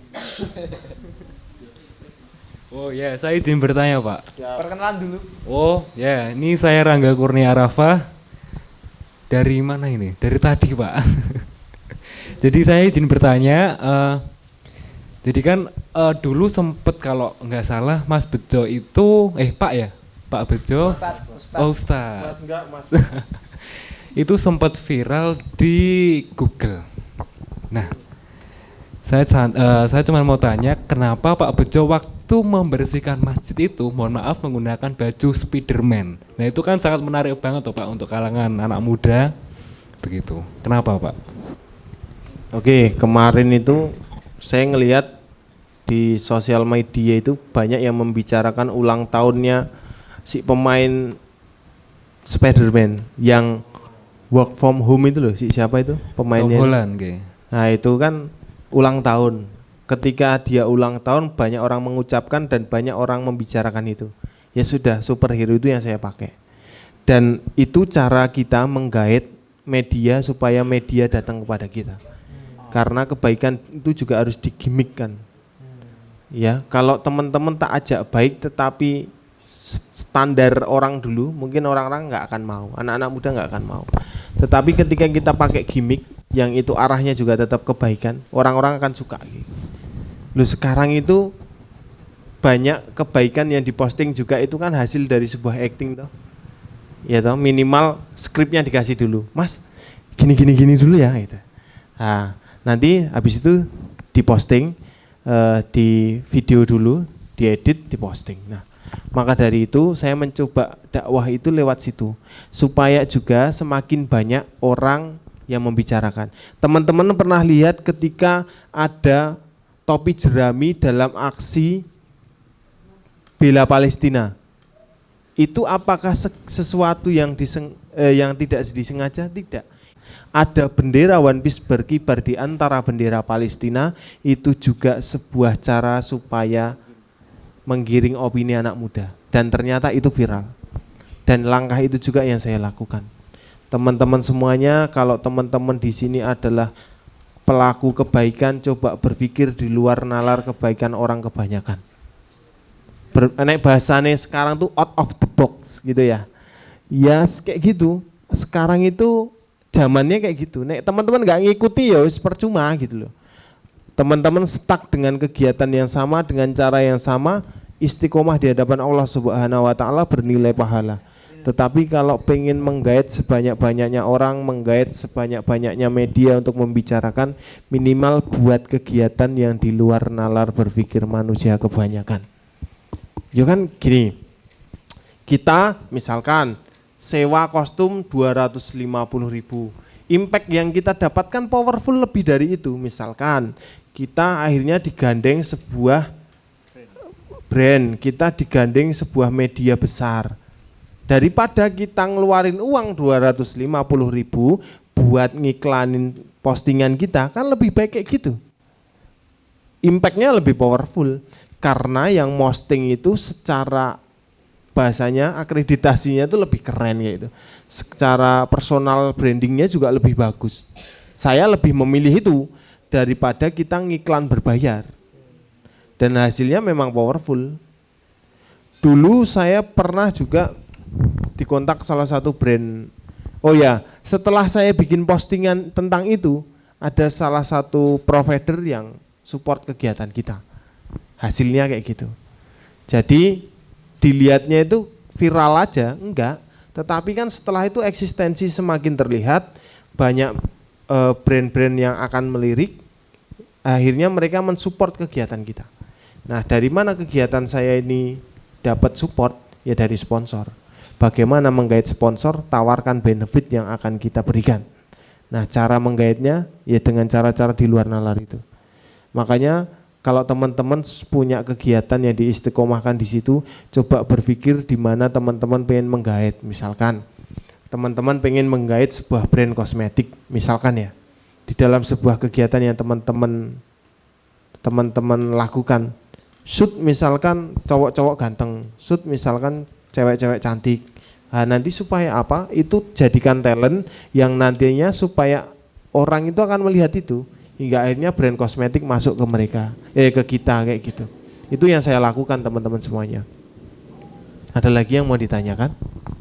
Ya, terjawab ya Mas Rangga ya. Oke, silahkan selanjutnya.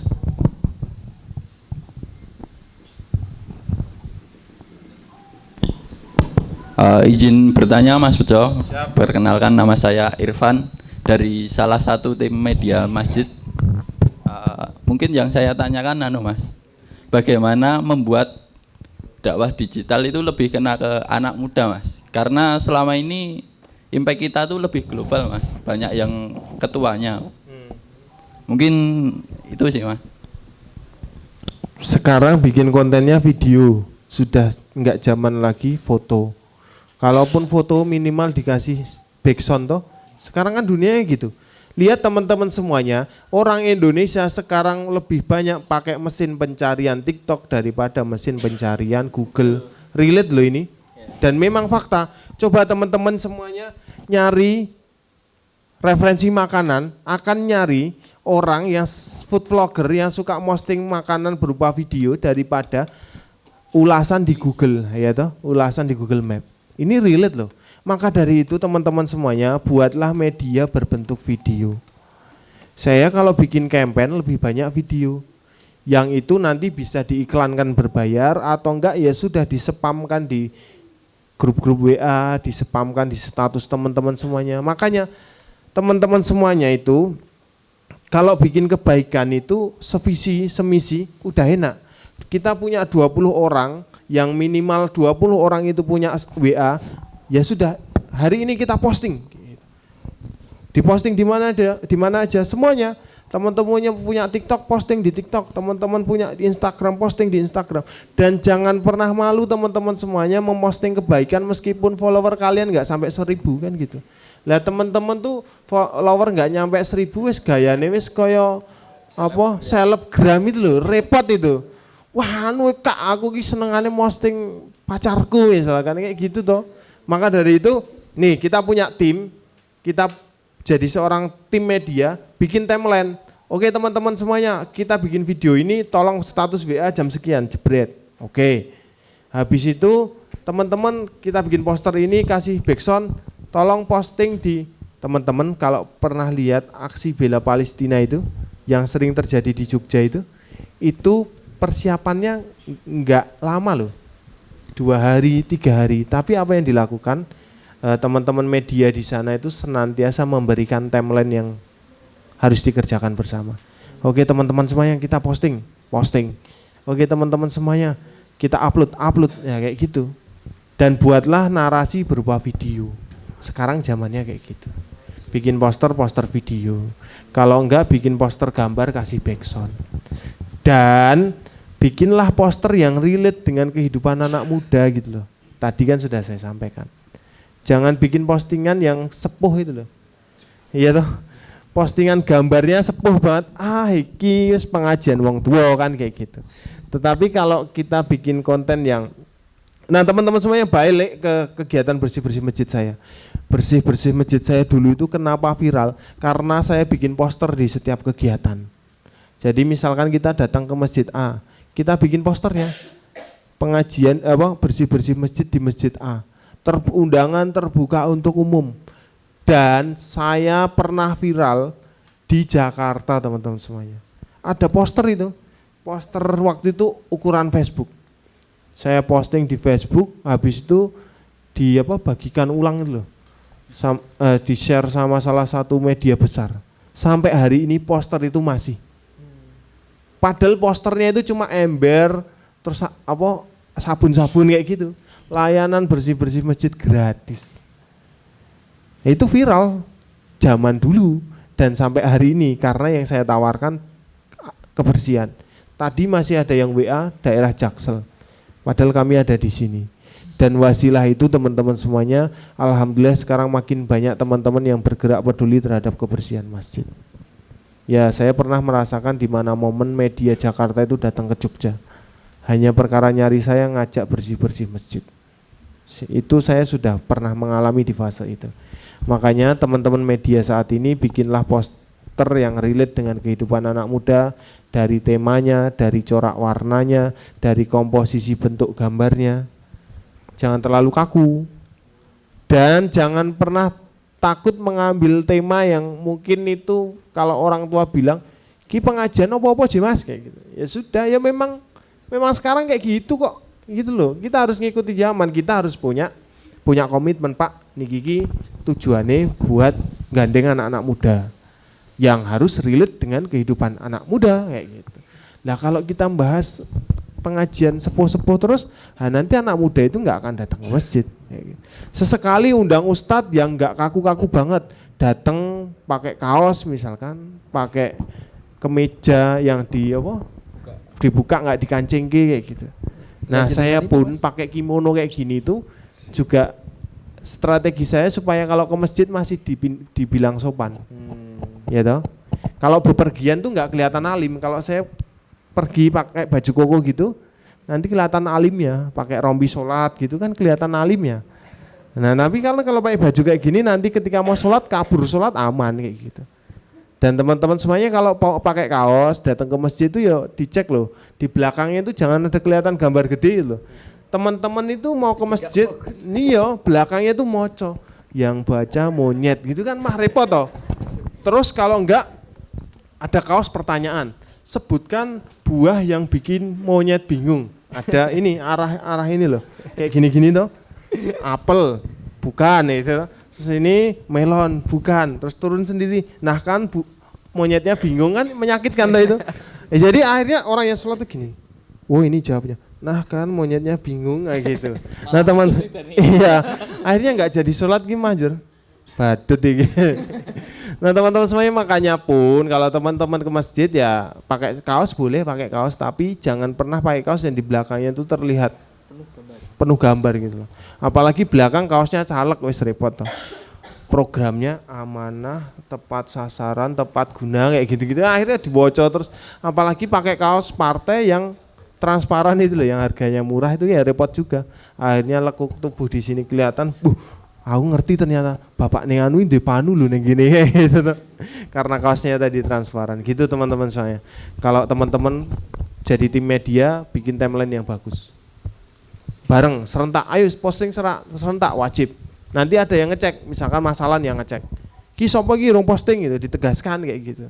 Ki rong posting ki ngopo rong posting. Anu ya Mas, aku kok nek ngupload kecurangan ya, aku wingi ditagih hutang ya, repot itu. Kayak gitu ya Mas ya, terjawab. Oke. Soal pertanyaan terakhir.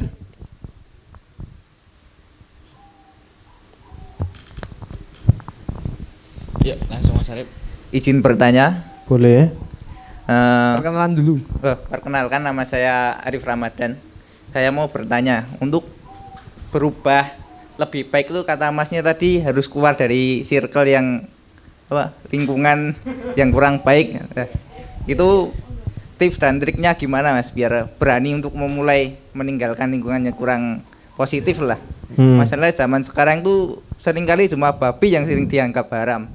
Terus hal-hal yang kurang baik itu Betul jadi hal yang umum. Nah, mohon trik dan tipsnya. Nara meh tinggal ke aku tarif gue. Oh, aku masa tinggal ke bingung. Iya ada kalimat menarik gitu. Karena di zaman sekarang hanya babi yang dianggap haram. Ini jadi postingan yang keren ini. Nah teman-teman semuanya, cara jadi baik itu ya harus jadi detonator kebaikan. Minimal lakukan kebaikan. Ya wis kayak gitu. Itu kalau cara saya.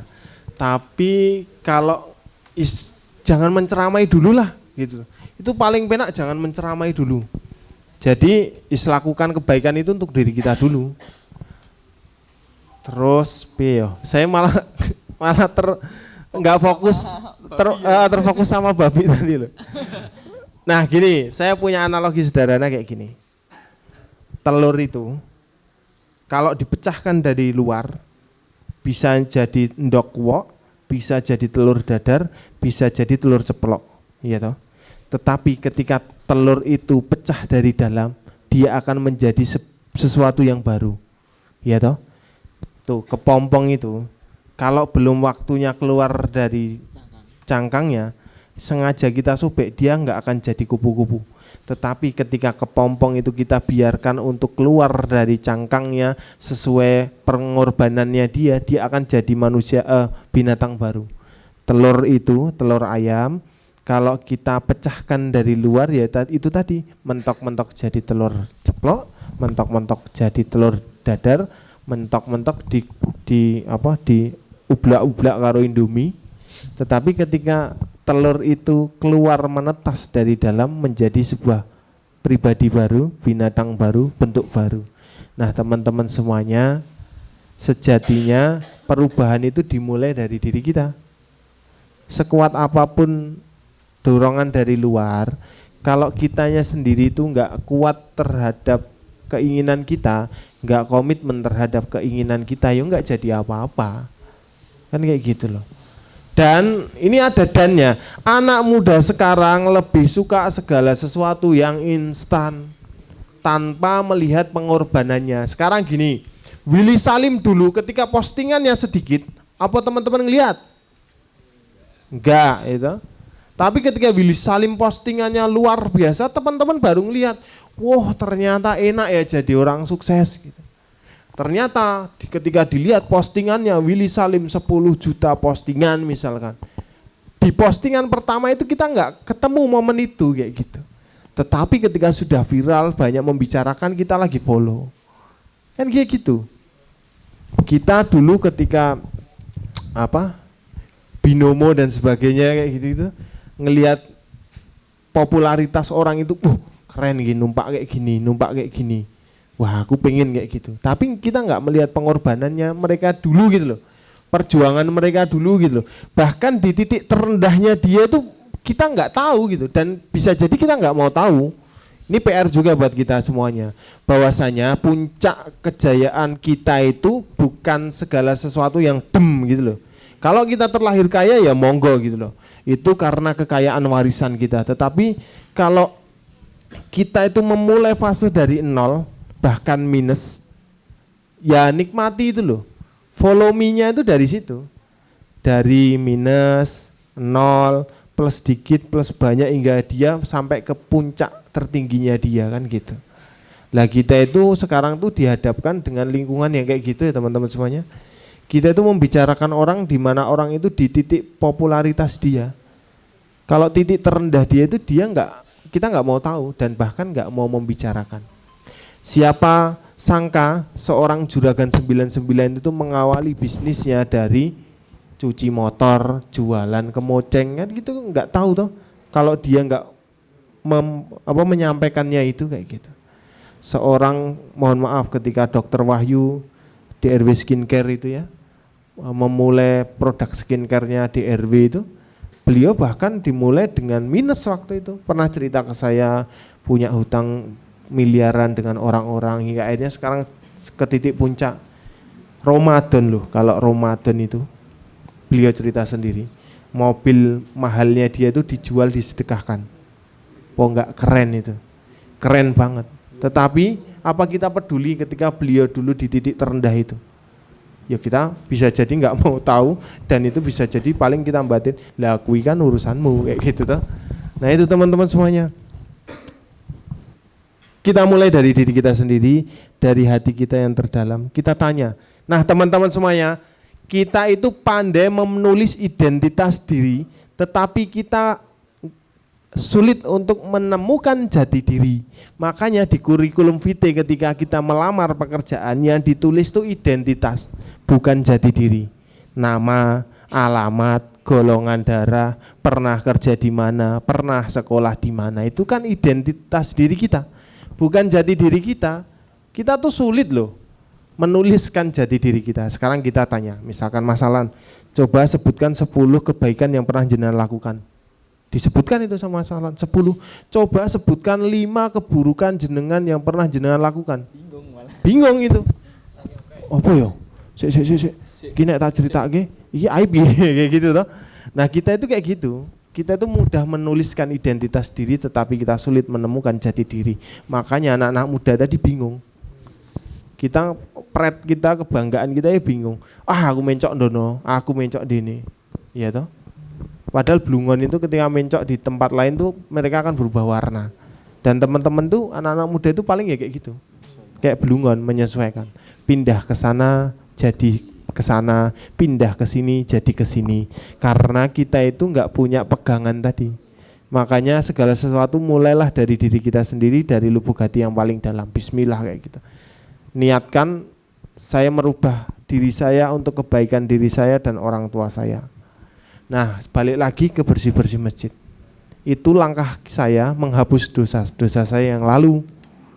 Karena bisa jadi saya itu dulu ninggalin sholat, kurang berbakti terhadap orang tua, banyak melakukan kesalahan. Misalkan perkara dulu zaman kecil kita bandem peleme tonggone adewe kan gitu toh. Zaman-zaman kecil kita dulu loh. Nyolong lombok bar kuwi dijolke es nang ngene tanggane kayak gitu-gitu toh. Yes, nek saya pribadi saya mulai dengan langkah awal saya untuk menghapus dosa-dosa saya yang telah lalu kan kayak gitu. Bismillah.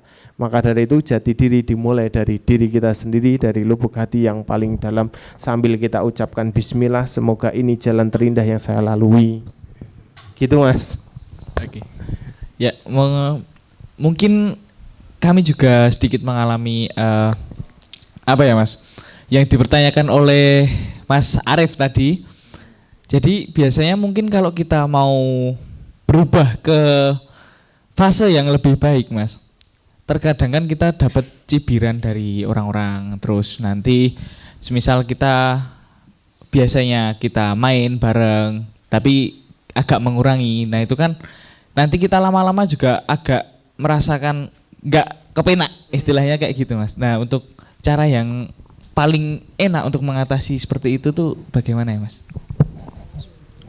Nah, saya pribadi menyesuaikan di mana saya menyampaikan ataupun di mana itu lingkungan saya gitu. Misalkan nang pos rondo ngobrol ke sana, ya sudah ikuti saja. Obrolan itu diikuti, kalau enggak kita menjadi pendengar yang baik. Sudah. Jadi pendengar yang baik, ketika kita ditanya menjawab, enggak ditanya enggak usah jawab, enggak usah memulai pembicaraan kan gitu. Karena bagi saya Karena itu sebuah kecerdasan emosional gitu loh teman-teman semuanya. Itu yang nggak diajarkan di tempat kita sekolah kayak gitu. Makanya teman-teman semuanya coba perhatikan. Teman kita yang bolos sekolah itu ternyata kehidupannya bisa jadi lebih keren, ekonominya lebih bagus daripada teman-teman kita yang duduk di depan memperhatikan pelajaran. Iya toh? Dialami di sekitar teman-teman. Orang-orang jadi polisi itu mah dulu bolosan kayak gitu tuh. Olahraga yang ngarep dewe, pelajaran yang buri dewe, iya toh? Kadang gitu enggak? Iya. Iya, karena kecerdasan emosionalnya itu ternyata lebih menentukan masa depan kita. Dan kecerdasan emosional itu bisa diperoleh dari kecerdasan spiritual. Spiritual itu kan nggak kelihatan, perkara diri kita dan pencipta kita toh. Ya maka dari itu teman-teman semuanya berpandai-pandailah belajar emotional quotient.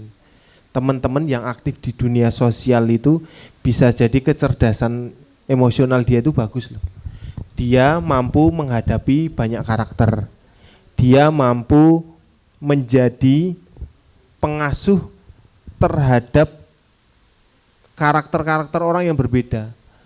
Dan orang-orang yang seperti itu tuh nanti ketika membangun rumah tangga kan juga lebih bagus. Maka teman-teman yang duduk di sini carilah orang-orang yang aktif di dunia sosial. Misal Alan gitu. Gitu loh teman-teman semuanya. Jadi kecerdasan emosional itu dibangun dengan cara membangun kecerdasan spiritual. Makanya ketika kita di lingkungan yang dianggap kita kurang baik, menyesuaikan saja. Nggak usah banyak bicara, nggak usah jadi vokal, cenderung diam, tetapi jadilah pendengar yang baik. Kadang tuh orang tuh pengen curhat loh teman-teman semuanya. Orang tuh kadang pengen curhat, cukup didengarkan saja sudah cukup, tanpa kita memberikan umpan balik gitu. Misalkan bro, ya malah adu nasib biasanya iya, Mas. adu nasib. Lah aku Nah yang sekarang lagi sering viral di seliweran di TikTok itu ketika orang tabrakan itu ya. Jeler, ngopo we? Di masalahku banyak ya, cicilan motor gitu kan. Ya maka dari itu teman-teman semuanya memulailah dengan cara menjadi pendengar yang baik. Wis itu cukup. Jadi ketika kita duduk di sini, mereka membicarakan itu, ya sudah kita ngikuti dan sebisa kita tuh ngikuti alur itu loh. Maka dari itu teman-teman semuanya, teman-teman itu di zaman sekarang itu tak kenal game apa, ikuti gamenya. Sekedar mengikuti aja, supaya apa? Supaya ketika kita duduk dengan mereka itu kita nyambung gitu loh. Iya nggak apa-apa, saklek banget tuh ya jangan gitu loh. Wah ora aku nek ML-an kayak gitu, jangan kayak gitu. Kita ikuti aja, mereka itu sibuknya di mana sih gitu. Kita ikuti alurnya. Gitu. Maka dari itu teman-teman semuanya, orang-orang seperti itu biasanya nanti akan banyak teman. Karena dia bisa menjadi teman buat banyak orang. Karena cara dia menjadi pendengar sejati tadi. Dan dia menyesuaikan keadaan di setiap apa yang terjadi kayak gitu. Gitu ya teman-teman semuanya. Jangan pernah menjadi kadal untuk buaya kayak gitu. Nanti gini loh teman-teman semuanya. Kita ini kadang ya, ginilah, kita ini ya kadang dianggap orang itu kan baik. Hari ini saya dianggap orang baik, ya toh. Tetapi mereka itu kan juga menyembunyikan keburukannya sejatinya. Entah keburukannya yang lalu, entah keburukannya hari ini terhadap orang lain kan kayak gitu. Nah teman-teman semuanya jangan pernah pandang keburukan dia, karena setiap keburukan itu pasti ada kebaikan, ya toh. Orang-orang yang berlaku buruk itu seburuk-buruknya orang itu pasti punya kebaikan. Sebaik-baiknya orang itu pasti punya keburukan.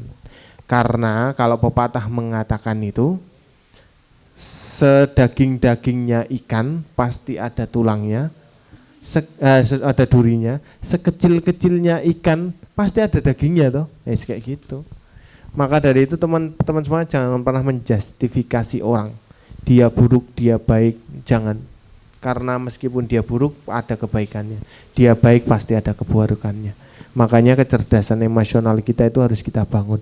Begitu teman-teman semuanya. Karena ini nanti sudah ditutup, mohon maaf sebesar-besarnya apa yang saya katakan. dan teman-teman semuanya perlu digarisbawahi saya Closing statement ya Mas. ya, saya di sini itu bukan menggurui, Ya. hanya saja pas teman-teman semuanya. Pasnya adalah kursi di sini 3, 2 sebagai host dan saya sebagai narasumber, dan tikar di sana digelar untuk tempat duduk penonton. Ya sudah, kesempatan sebagai saya menjadi pembicara yang baik semoga, dan teman-teman duduknya di sana itu menjadi pendengar yang baik. Ya sudah. Ini bukan perkara saya guru dan jenengan murid, tidak. Hanya saja kesempatan datang kepada saya, dan saya yakin teman-teman yang duduk di sini saat ini bisa jadi nanti juga ada di posisi seperti saya. Kayak gitu. Terima kasih teman-teman semuanya. Oke, sangat luar biasa. Sekali lagi tepuk tangan yang meriah buat Mas Bejo, Ustadz Bejo. Saatnya anak muda kembali masjid. Itu adalah salah satu topik yang kita bawakan malam ini, Mas Bejo, Mas Dika, yang harapannya podcast selanjutnya bisa dilaksanakan di masjid. Upgrade, karena memang salah satu tempat ternyaman adalah masjid, dan output dari sini kita podcastnya harus di masjid, Mas Ipan. Rokokan dan sebagainya bisa di masjid. Nah, Minimal setelah ini teman-teman itu yang belum sholat di masjid datang ke masjid menunaikan sholat di masjid. Itu minimal banget. nah, untuk pengajian yang anak muda banget, nanti bisa datang di Masjid Ghazali ya Mas. Siap. Oh, aku posternya tak share ke teman-teman. Ya wes, gitu aja teman-teman semuanya. Saya Ya. Tewaldi Alan Saputra sebagai pendampingnya Dika, dan monggo Dika. Oke. Sedikit ya Mas. Mungkin sebelum kita tutup, saya minta kata-kata buat teman-teman muda, buat Kata-kata remaja-remaja malam ini. ini. Ya. Biar semangat. Kalau dulu itu kan orang nyebutnya motivasi, petuah kayak gitu. Kalau sekarang yang relate dengan anak muda itu kan kata-kata hari ini ya. Oke. Apa ya kata-kata hari ini? Oh, kemarin saya bikin konten gini. Ketika penat kita itu sering mikir pengen healing kayak gitu. Padahal kepenatan hidup kita itu bukan perkara karena kita kurang healing, tetapi karena kita kurang dekat terhadap yang punya tempat healing. Ya udah kayak gitu aja. Masuk. Oke, sebentar. Iya toh? Masuk Pak Kita Bejo. tuh jauh-jauh ke tempat healing, tapi sejatinya itu bikinan yang punya healing kayak gitu. Allah Subhanahu wa taala tuh mau bikin tempat seindah-indah apapun itu, Allah mampu gitu loh. Dan kita itu pengen ke sana, tetapi surga yang dijanjikan Allah itu sejatinya lebih indah dari tempat healing yang kita pengen raihkan gitu. Di sana banyak bidadari di surga. Di sana ada susu yang sungai-sungai yang mengalir susu. Nah, nanti setelah ini dengarkan lagunya siapa itu? Sal Priadi, nah kayak gitu. Oke teman-teman semuanya, itu ya teman-teman semuanya, kita jangan pernah lupa di mana tempat Allah membuat tempat healing paling indah kayak gitu. Karena sejatinya itu antara kening dan sajadah itu tempat healing paling indah. Kita kepepet merenung sambil menangis di kala malam itu kan wah syahdu banget. Iya toh? Kita lagi ndedit, kita bersyukur pada Allah Subhanahu wa taala, minimal melakukan sujud syukur toh. Ya maka dari itu teman-teman semuanya, ketika penat bisa jadi kepenatan itu sejatinya karena kita kurang dekat terhadap yang punya hati. Matur nuwun teman-teman semuanya, mohon maaf lahir dan batin. Semoga ini menjadikan wasilah kebaikan untuk kita. Yang baik diambil itu sejatinya karena dari Allah Subhanahu wa taala. Kalau ada buruknya itu minimal dari kebodohan saya. Saya kesini bukan untuk menggurui teman-teman semuanya, tetapi ini sarana kita senantiasa belajar. Hanya saja usia saya mungkin lebih tua dari teman-teman semuanya, dan pengalaman saya lebih dulu daripada teman-teman semuanya. Itu teman-teman semuanya, terima kasih.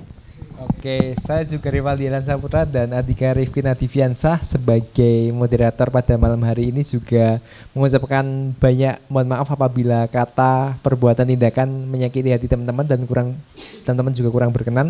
Kami juga secara tulus hati memohon maaf sebesar-besarnya. Terima kasih. Podcast malam hari ini resmi ditutup. Dadah. Wassalamualaikum warahmatullahi wabarakatuh.